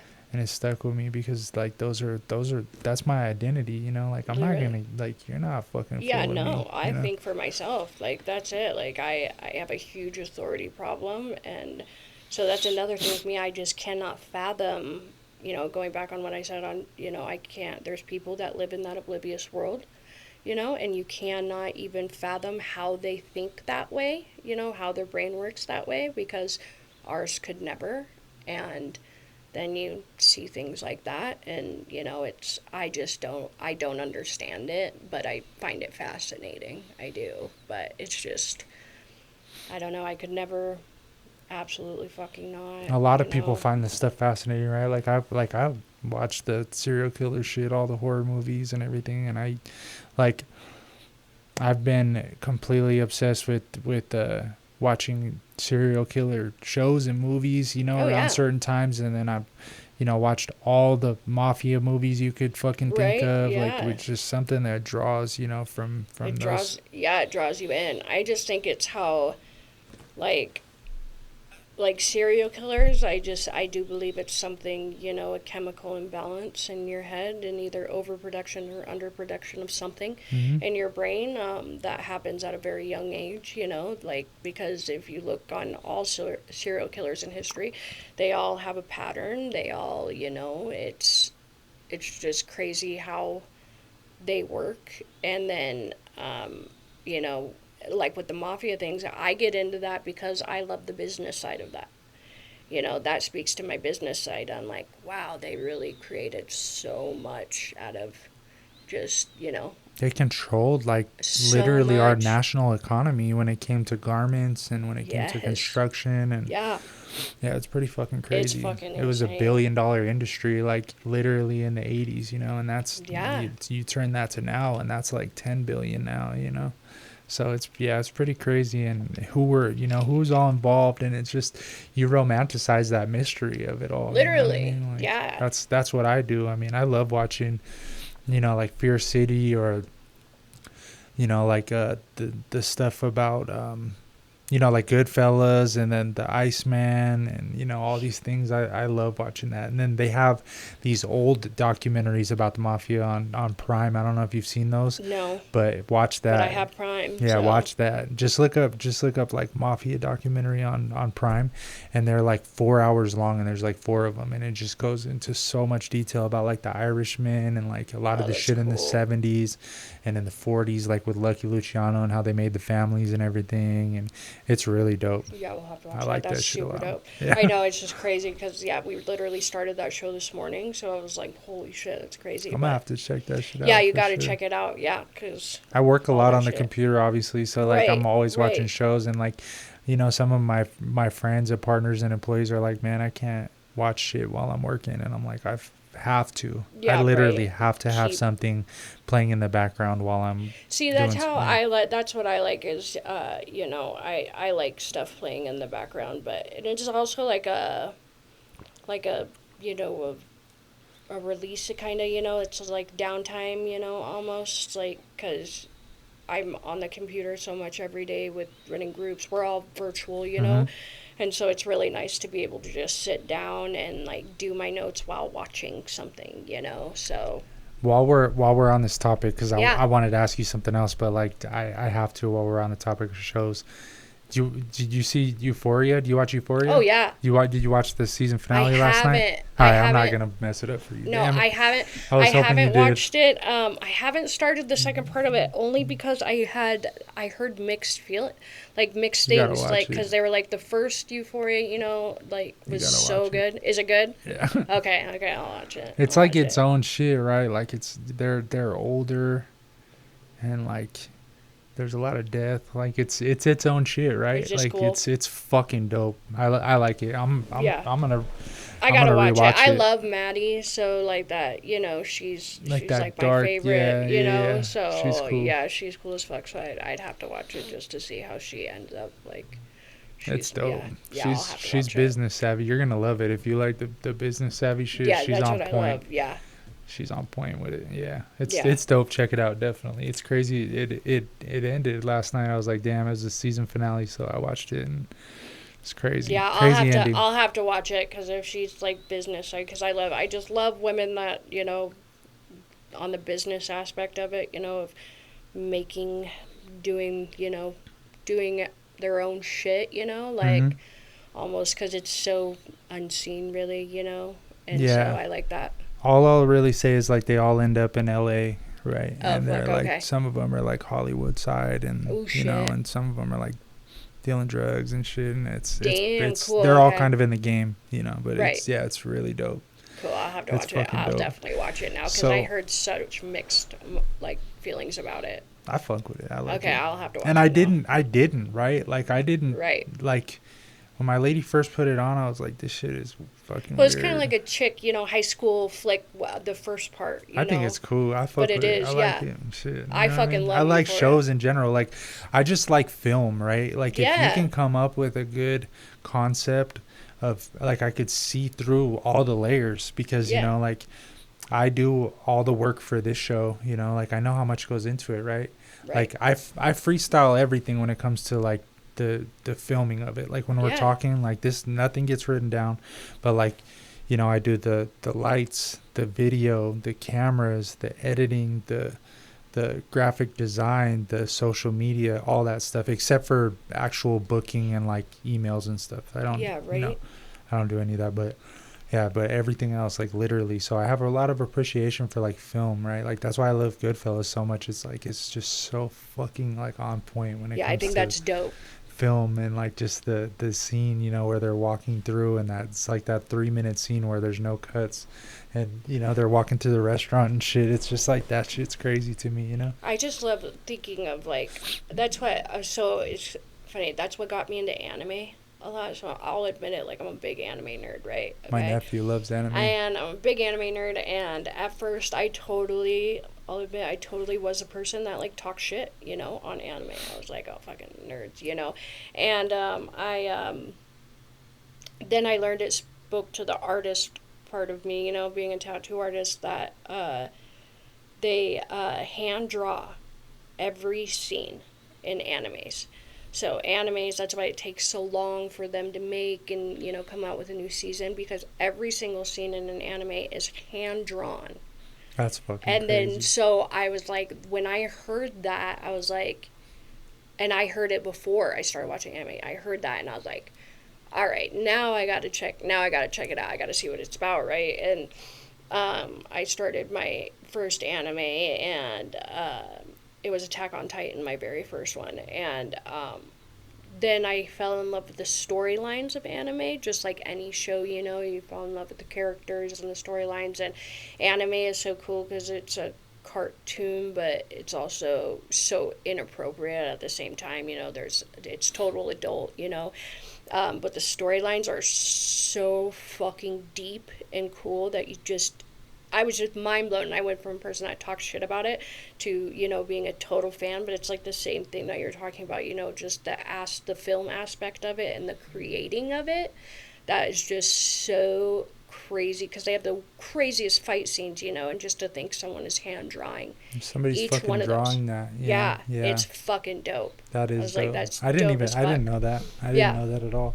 Like, I watched like Dragon Ball Z when I was, you know, younger, but I Right. never really got like too into anime. But my nephew's always trying to get me to watch it. You should watch it. You should give it a chance, I might because try it's and check it out. fucking, it's sick as fuck. No, yeah. Because I like drawing too. I mean, I don't have the patience for it or the time, Right. but like I do like to draw. You know, like especially when I was in prison, like I could draw like realism and just, you know, like a lot of calligraphy and shit like Yeah. that. You know, and I do have a mass appreciation for art and like anything creative. You know what I mean? Yeah, I'm That's big into cool. calligraphy. JD, I don't know if you know this about him, but he is an amazing realism artist. I'll have to show you after, because I don't have my phone, but I'll have to show you and he learned to draw in prison. He had no idea that he could draw, didn't ever draw his entire fucking life. And then COVID hit in prison, and so he's on lockdown, you know, and so he started drawing, and his portraits are absolutely incredible. I gotta see that because I You knew gotta see that it. he did tattoos and I've heard good things, you know, Yeah. but I didn't know. Yeah, he had never drawn a day in his life. And then COVID hit in prison, and he started drawing, and his portraits are fucking phenomenal. That's dope. Like, yeah, there's the part of me, because I've never been a realism artist. I'm total, you know, I like cartoons and, you know, and lettering and all that. Never been realism. But then I saw his, and it's like a envy side of me. I'm like, motherfucker, like, you don't work a, you know, didn't know you could draw a day in your life, you know, and you just pick up a pencil and it's that fucking easy. That's but dope. it's dope as fuck. That's It's hella super dope. cool. That's super, cool. super cool. So you're in the midst of starting a podcast, right? Yeah. Okay. So Yes. what does that look like for you? And like, have you decided what you're going to call it? So I would like to call it Beyond the Barriers. That's cool. But I also have taken a lot of what you've said, you know, into account. Like I said, I really want to learn from you in a lot of the aspects, because, you know, when you said not like putting it into one category so I can have a variety, you know, that's what I would really, really love. And just from this first time I've been on a podcast, so it's, you know, really? Okay. yeah, first time, you know, That's what's up. first experience ever. So it was super, super cool for me to be on here and like really get a feel for it. And that brings even more light into not wanting to, you know, categorize it in one single thing. I would like to keep it open, but I think Beyond the Barriers still speaks for that, but that might make room for change. But I want to put a voice to, you know, I want to bring people in and talk about things that nobody really wants to talk about in the recovery community. You know, the lack of workforce readiness with reentry, the you know, the stigma on medicated assistant treatment, you know, and harm reduction, and, you know, compared to complete abstinence and medicated assistant treatment. And I want to just get all the nitty gritty, you know, so I really know that part of my podcast, I really want to highlight that in some aspects, but having this experience too, I really want to keep it open just to hear people's story. And because I think that's the biggest thing, and you know, for me, that helps at least my recovery is working with others and, you know, helping others. And that's why I love teaching APRS, and I love, you know, doing my mom's group and stuff, is giving people a voice when they never felt like they had one, you know, because I always say that, you know, I have felt what it feels like to be the person that lights up a room, but then I've also felt what it's been like to be the person that can't even step into the room, you know? And so I really want to, that's mainly why I wanted to do a podcast, is to give people a voice, you know? Just anyone and everyone who wants to come and fucking do it, you know, and give it a chance and give a voice to things that could change my view on thinking, you know, that I have maybe never seen it a certain way, you know. And so, yeah, that's basically what I want to do. And so I think you've really, especially today, has really, really given me a new outlook on not categorizing it just strictly for recovery or strictly for reentry, or, but really I would like it just to be a safe space for people to come and have a voice. That's our first instincts, right? Is because like that's our main field, Yeah. is recovery and stuff. And like obviously, a lot of the guests, like they do speak on that, and Yeah, they do, absolutely. like they are from that, and we Yeah. do end up getting into that, which is great, Yeah, like I love to do absolutely. that. But at the same time, it's like, I would rather broadcast myself, Yeah. because then it's like I said earlier, it just keeps it open, what Yeah, I it mean? keeps it open. But, like I said also, it's like, it's somebody might think differently, and it might work for them, and that's fine, you know what I mean? That's just my own thoughts, and Yeah. that's just when I went into this, I've seen other people start podcasts, and it's just so driven on one thing, and it's it I really just does didn't really limit see it. it be very successful, and Yeah. I feel like, I just want to broadcast my conversations, and I feel like other people will find it interesting as well. Well, it No matter is. what the fuck topic it is, you know what I Yeah. mean?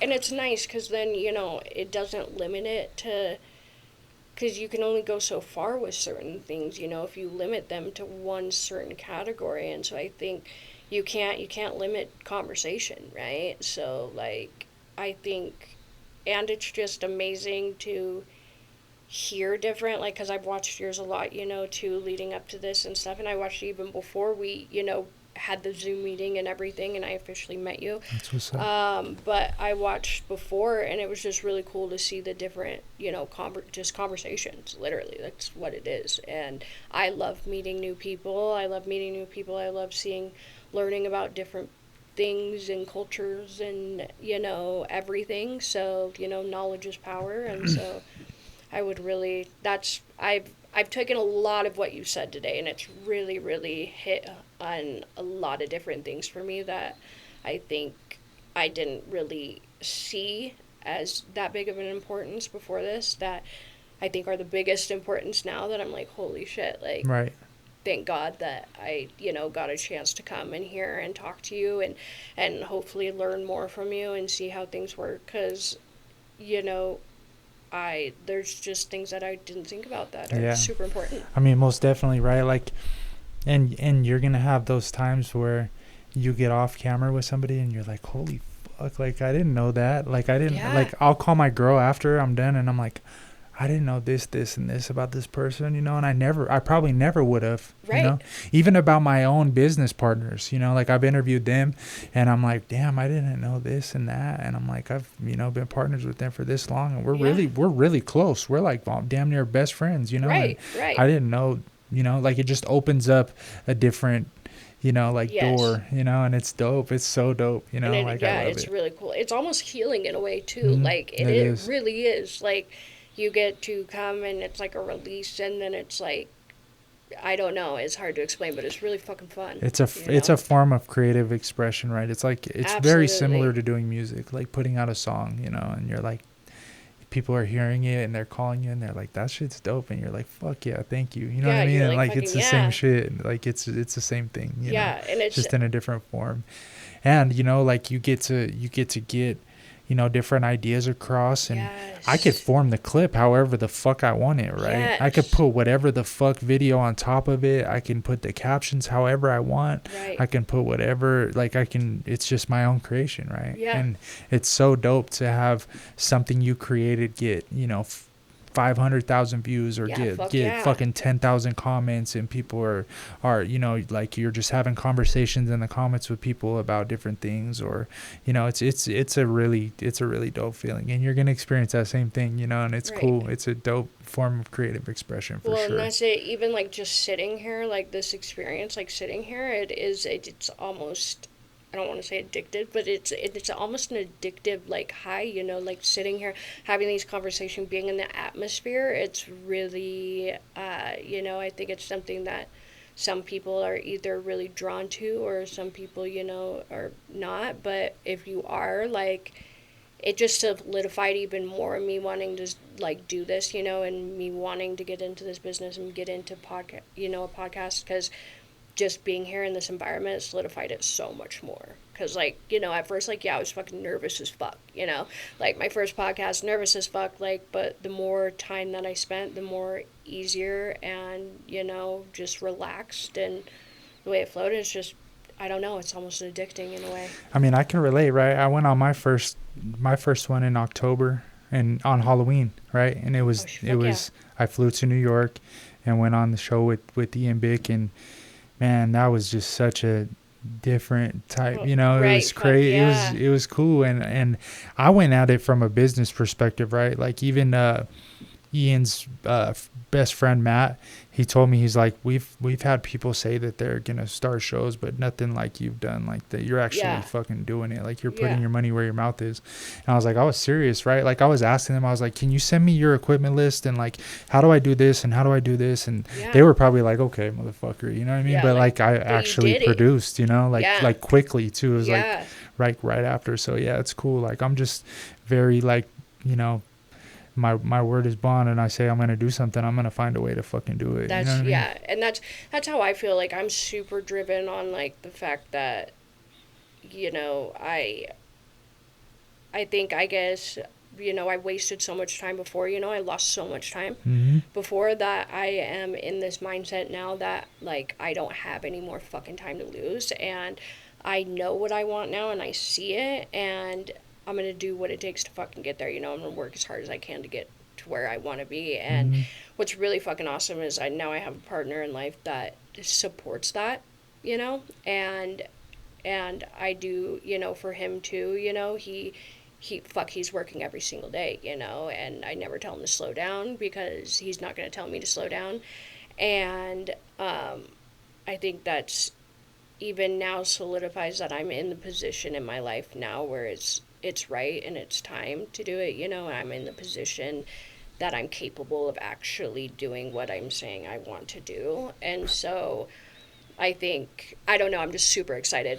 I'm super excited. Like, well, you have the tools, resource, knowledge, intelligence, motivation on top of everything, right? And it's like, the sky's the limit. You could do whatever. Like, I really think about this from a perspective of looking at other shows, you know, that are broadcast like all over the internet and on all the platforms and stuff, and I'm like, bro, I could fucking take this as far as the fuck I want to. Yeah, like, I could stop right now, or I could continue, and it's just going to continue to grow like at the pace I want it to. Yeah, fuck yeah. And I have good partners that are involved in the media company, and we bounce ideas off each other. And like, when you have a group of people, or you know, like even just you and JD, or like, you know, your circle, you know, like I just know I could speak for myself, and you know, in Chris, Daniel, Jesus, Justin, like having these people around me and being able to bounce ideas off them and then tell me like, yeah, that's dope, or like, oh yeah, but this, and maybe we could do this, and like, it's just such a fucking,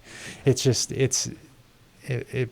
puts gasoline on every fire, and it makes it burn that much harder, you know what I mean? It does, seriously. And that's it. I'm like, and that's why I was just like, I don't know, I'm just so serious about it, you know, and like, I respect you in what you're doing, like, a lot. Like, I hope you know that. I appreciate that. Really, really do. Like, and especially coming and seeing it, like, it's dope as fuck. And so, like, I'm like, yeah, anywhere I can learn, anything I can do, like, to get, you know, knowledge on how to fucking do all this shit, you know, like, that side of it, like, I guess I'm just really willing to work for it, and I, you know, you gotta be willing to work for it. You have to. And like I said, right, we'll talk about, you know, like doing something together with the media company and stuff, because those are services that we're gonna offer, and that's to other people as well. Like, we're gonna build up a bigger space. Like, this in 3 months will not be here. This will be in another place. We'll rebuild it. It'll be bigger. We'll have different sets and stuff, and we'll be able to be more creative, right? And we'll be able to have more people. We'll have different shows. We'll be able to stream. You can, like, fucking do whatever, you know, whatever your creative mind comes up with, we'll be able to do it. We'll have green screens. We'll have fucking photo drops. We'll have everything. That shit's so dope. We'll have a warehouse, you know, basically. So that's what we're working on. Yeah, right fuck, now. I'm in it. Yeah, I was like, I'm fucking in it. So that's exactly what we'll do. You know. Yeah, fuck yes. Yeah, that's exciting. Cool. So, that being said, right now, you know, as you're building that, where can people find you on social media? So I am on Instagram. I'm on Okay. TikTok. I'm on Facebook. My tag is sober as gangster. I always tell everyone that, you know, the most gangster thing I ever did was get sober. And so I keep that. And so that's what you can find my tagline at, sober as gangster. So, yeah, that's where you can find me. That's dope. Hopefully now that I got a feel for it, you know, I'll be posting a lot more. I'm a lot more confident in what to post and, you know, what my outlook is. So, yeah. I highly encourage everybody to watch out for her content and her show, because she's gonna be doing some dope things. So Yeah, definitely fuck yeah. just post the content. That's what I tell everybody. I tell my friends that. I'm like, fuck, bro. Like, Yeah, post. I have my mentor, right, that I've been working with for like 2 years now, right, and he teaches me a lot of stuff like in the financial space. Like I have students now that I'm teaching things to, but I still keep, you know, like, why not? Why the fuck why not? not? You know what I mean? Like if he's willing to teach me his way of thinking, like I'm gonna fucking Yeah, absolutely. I'm gonna take it, you know. And I've taught him things too, you know, and it's just a really dope relationship. But I've talked him into making content. I'm like, why the fuck not? Like, I'm getting a check from Meta, bro. Like, Yeah, it's not like, much, but fuck. Well, I mean, why wouldn't you? it's fun, you know. Yeah, it like I is. get to put things out, and then I get to see people's ideas, whether they like it or whether they don't. There's people that talk shit, you know. They'll talk shit about me or whatever in the comments, and always. I'll go on their page and I'll take a screenshot of them, and I'm like, really, bro? You know? Like Right? that was Literally, easy. though. Like I didn't even have Yeah. to say anything about you. I just post your picture and like And that's you what look it dumb is. as hell, you know. But, Literally. yeah, I have a good attitude about it all, is what I'm saying. Yeah, you know? it's like you kind of have to, you know, you take it all with a grain of salt. Like, You're gonna you have a can't- lot of people, you know, yeah. especially those videos that you have blow up that get over, you know, 500,000 or Yeah. a million views, and you're in the video. Because I had that one that was the motorcycle, you know, dude that I was following on Federal, and I posted that, and that got a Right. couple million on each social. And then I had the meme video that got like 3 million on Facebook and 3 million on Instagram, and people are just fucking talking hella shit. Were they? Well, there's like, that's the most shit you see when Yeah, you look through yeah. the comments, Oh, because yeah. you don't, there's a bunch of good ones, but you just like, it's shining the ones Oh, that yeah. are negative. And but you know, like I do take it, like I just laugh, you know, like I always have something to say back. Yeah. You Oh, know yeah. what I mean? Like it's just funny. Like there's a guy talking shit, and he just for example, like his Facebook profile is him working in this big like hangar, you know. Oh, fuck yeah. And I reposted his picture. I was like, you just keep working on that airplane and shut the fuck up. Seriously, though. And it's funny, you know, people acknowledge that. It's pretty funny, because people were like, man, the owner of this video is roasting y'all, and that was funny as hell. I'm just It like, is you know, funny, though. I just Like, have a good you know? attitude, bro. That's all it is. Like, you know, and when you feel like that, you know, really nothing can get you down, you know. Exactly, and it's that Like, confidence. even in the hardest of moments, you know, because like I feel like the past couple months I have had some very trying moments, but this is Right. the type of shit that keeps me going, you know. Not only my son, my lady, my business, my employees and my partners and the clients, and like doing this, it all keeps me going. It all keeps me leveled out and balanced, because it's Yeah. like it's what I enjoy to do, and it's what I enjoy doing, and I don't feel like there's even when I'm working, you know, like Yeah. 18 hours hard too, like I'll Yeah, be doing fuck shit yeah. constantly. It's like I enjoy doing it, so it's like I don't care. Exactly, You know what I mean? right? When you love what you do, you know, you don't work a day in your life. That's That's what what they they say. say. And that's it, is like, I think that's what I love. I just feel so, like, grateful to be, like, where I am, especially what I'm doing, you know? And that I have the capability of being able to start and do something like this, because like I can see your love for this, you know. It really is beneficial, and it's, you know, it's helping more than just you too, you know. Like content you put out, things that people talk about, like it reaches a lot more people, and it helps like people that, you know, you never get to meet. But it really does, you know, it is helping more than just you. And so I think that's something that is like, when you can say that about what you do, you know, for work, that's pretty fucking rad, Mm-hmm. you know, like, You could do the same thing. All it is just building your brand, right? Yeah. You just build your brand, and then everything forms around it, you know? Yeah. Like, it's just basically putting things into the world that are going to stick with people. Like, what is Right. going to stick with people? Authenticity, right? Like, if you're Fuck being yeah. real, Yeah. if you can talk into a phone or a camera or in front of a camera, whatever, and you can be real, you could be yourself, people will no matter what be drawn to that. Yes, it's going to take a while for it to grow. Flow, yeah. But like, people can tell authenticity when they see it. Yeah, absolutely. You know, like, Yeah. it's just a feeling. It's just like what we were talking about earlier with that Netflix documentary. You could tell Yes. that bitch is fake. You could Yes. tell, and it's almost like they put it out for that intention, right? They knew it was gonna blow up. They knew Oh, it was knew gonna it. be a Yeah. sensation because they filmed it, and they're like, Holy you shit. could totally tell that this chick doesn't give a fuck. You Yeah, know? no. And they put that in front of us, and we're picking it apart. You know, Absolutely. like we brought it up today. You know, what Yeah, I mean? exactly. Like, it's that big right It's now. that big of a deal. You know what I mean? Yeah, yeah, it's crazy to think too. But I think, well, even in like, you know, my line of work, like realness is what fucking is gonna help people. You know, like being real is what helps people, and meeting them where they are with realness is what fucking helps people. So I think if your content is real, you know, it's gonna help whoever watches it. You've actually been through it, so all you have to do is really Yeah. just speak on your experiences, how you've got through it. You know what I mean? And that's It's a that lived hit right there. experience. That's Yeah. what it. Yeah, exactly. I mean, Yeah. we didn't. That's the value, you know, right there, and in knowing that we didn't go through that for nothing, right? Yeah, exactly. Fuck Like, yeah. it was a reason. There's a reason that we suffered for so long, is because now we can help other people, you know. Yeah. And we can speak on our experiences, and we could actually talk that talk because we've been there. Yeah, you know what I exactly. mean? That's the thing is, and it's like, I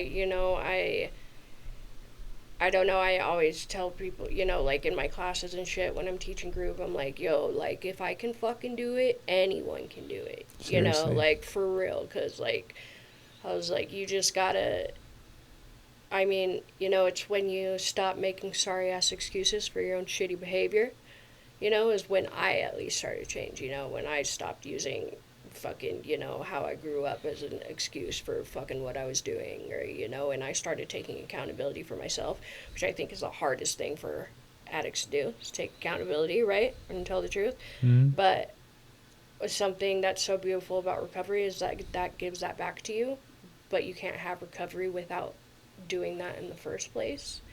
And so I think once you start doing that and you can really see that in someone, you know, because it takes one person to believe in someone for them to actually change, you know. And so, like, if I can be that one person to tell people, like, you don't gotta keep fucking doing that, like, you can do this, you can get through this, you know, you don't have to keep, it ain't about that, you know, like, you aren't your past, you know, like, your past does not define who you are Mhm. as a person. You do, you get to make that choice. And I think going back to the realness of it is it takes a real motherfucker to be able to do that, and for someone to actually believe them when they say that, you know.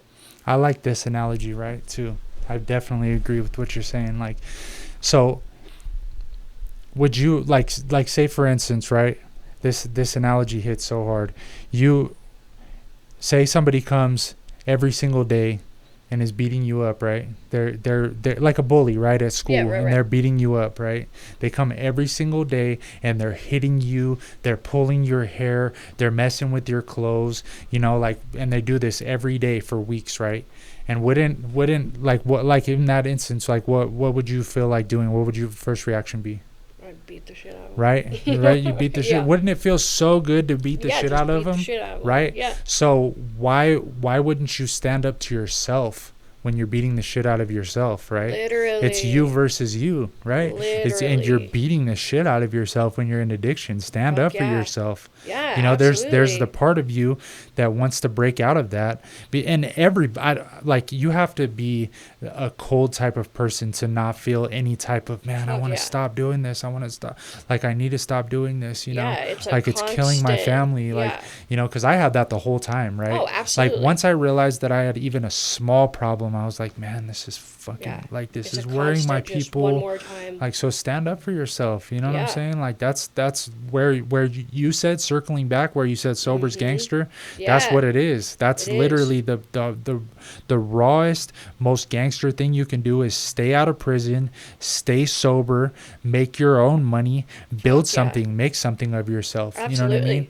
Because Yeah. like you're not gonna go anywhere doing the same things over and over and No. over. Like you can't do the same thing over and over and over and over and expect a different result. It's not gonna happen. it's You're never gonna gonna happen. continue to go to prison. You're gonna continue in these fucked up situations. You're gonna continue to think that you're gonna outsmart the system, but these people have resources that you would not believe at this point. I just read a report where they indicted somebody from another state based off of the cameras on the highway in the fast lane tagging their license plate. Oh shit. Yeah. 16. They said that he visited Castle Rock 16 times. Goddamn. So it's like, you know, if they, and I've said this before on this show, it's like they have millions of dollars of resources to catch you. Literally. And that's the thing, is it's that vicious cycle of one more time, right? Like, oh, this is the last time, you know, just like, you know, just one more lick, one more time, you know. And it comes down to, you know, we are so constant to keep saying that, but we never know when it's going to be that last time, You know. have And to some get of us lucky. don't get so fucking lucky. You have to get lucky every single Yeah, day. They only every got to single get time. lucky one time. Absolutely, One yeah. time. And it's not, you know, it's not about, like, you know, it's They're gonna one more celebrate your time, demise. yeah. Like don't let your demise be their celebration. You know what I'm saying? Like Absolutely, don't give them yeah. the satisfaction of one. You know, those that want to see you fail, don't give them the satisfaction. Don't let, you know, your despair be somebody else's fucking high fives. You know what I mean? Like, and you got to learn from your losses, you know, like if you're not learning from your losses, then you're not going to have any growth at all. You know, if I you agree. just continue to take losses and you see that and you play that, oh, poor me, you know, like, nah, like you got to take your losses, you got to learn from them, and that's what's going to help you, you know, grow and continue to do better. Like, and then in turn, that almost doing better and doing that almost becomes, you know, that new addiction is, you know, doing better, fucking like being better, doing shit that you never thought you were going to be able to do, sitting in rooms that you never thought you would ever have a place in, you know, like, and when you get there, it's a fucking phenomenal feeling. Like, I like when you Yeah. said that earlier. And what a great way, what a great way to wrap it all up is what we were just talking Literally. about, man. It's amazing. And I just want to acknowledge, you know, the growth that I can see in you. Like, we just met each other, but I could, you know, from what you told me, I can tell, you know, that you've been through the things that you say that you've been through, and that, you know, I could feel it. I could feel the energy, and I just want to acknowledge the growth and the change that you've made. And I think that the fact that you're using that to help other people is very powerful, and it's very mature, and it's dope. thank you. And I can't wait to see what you do in the near future, and Fuck I'm yeah. excited to help, you know. Thank you, So yeah. I yeah, appreciate you it. coming. I really appreciate you Yeah. coming, and I know it's not easy, you know, It's been like, dope as fuck, though. yeah, It but was you're super cool. interested in it, you know what Yeah, I'm saying? yeah. So it's cool to be a part of you getting your first taste of this, for sure. Yeah, fuck yeah. Thank Yeah, you. so thank Yeah. you for coming. Yeah, of course. Yeah, of Thank course. you. All right.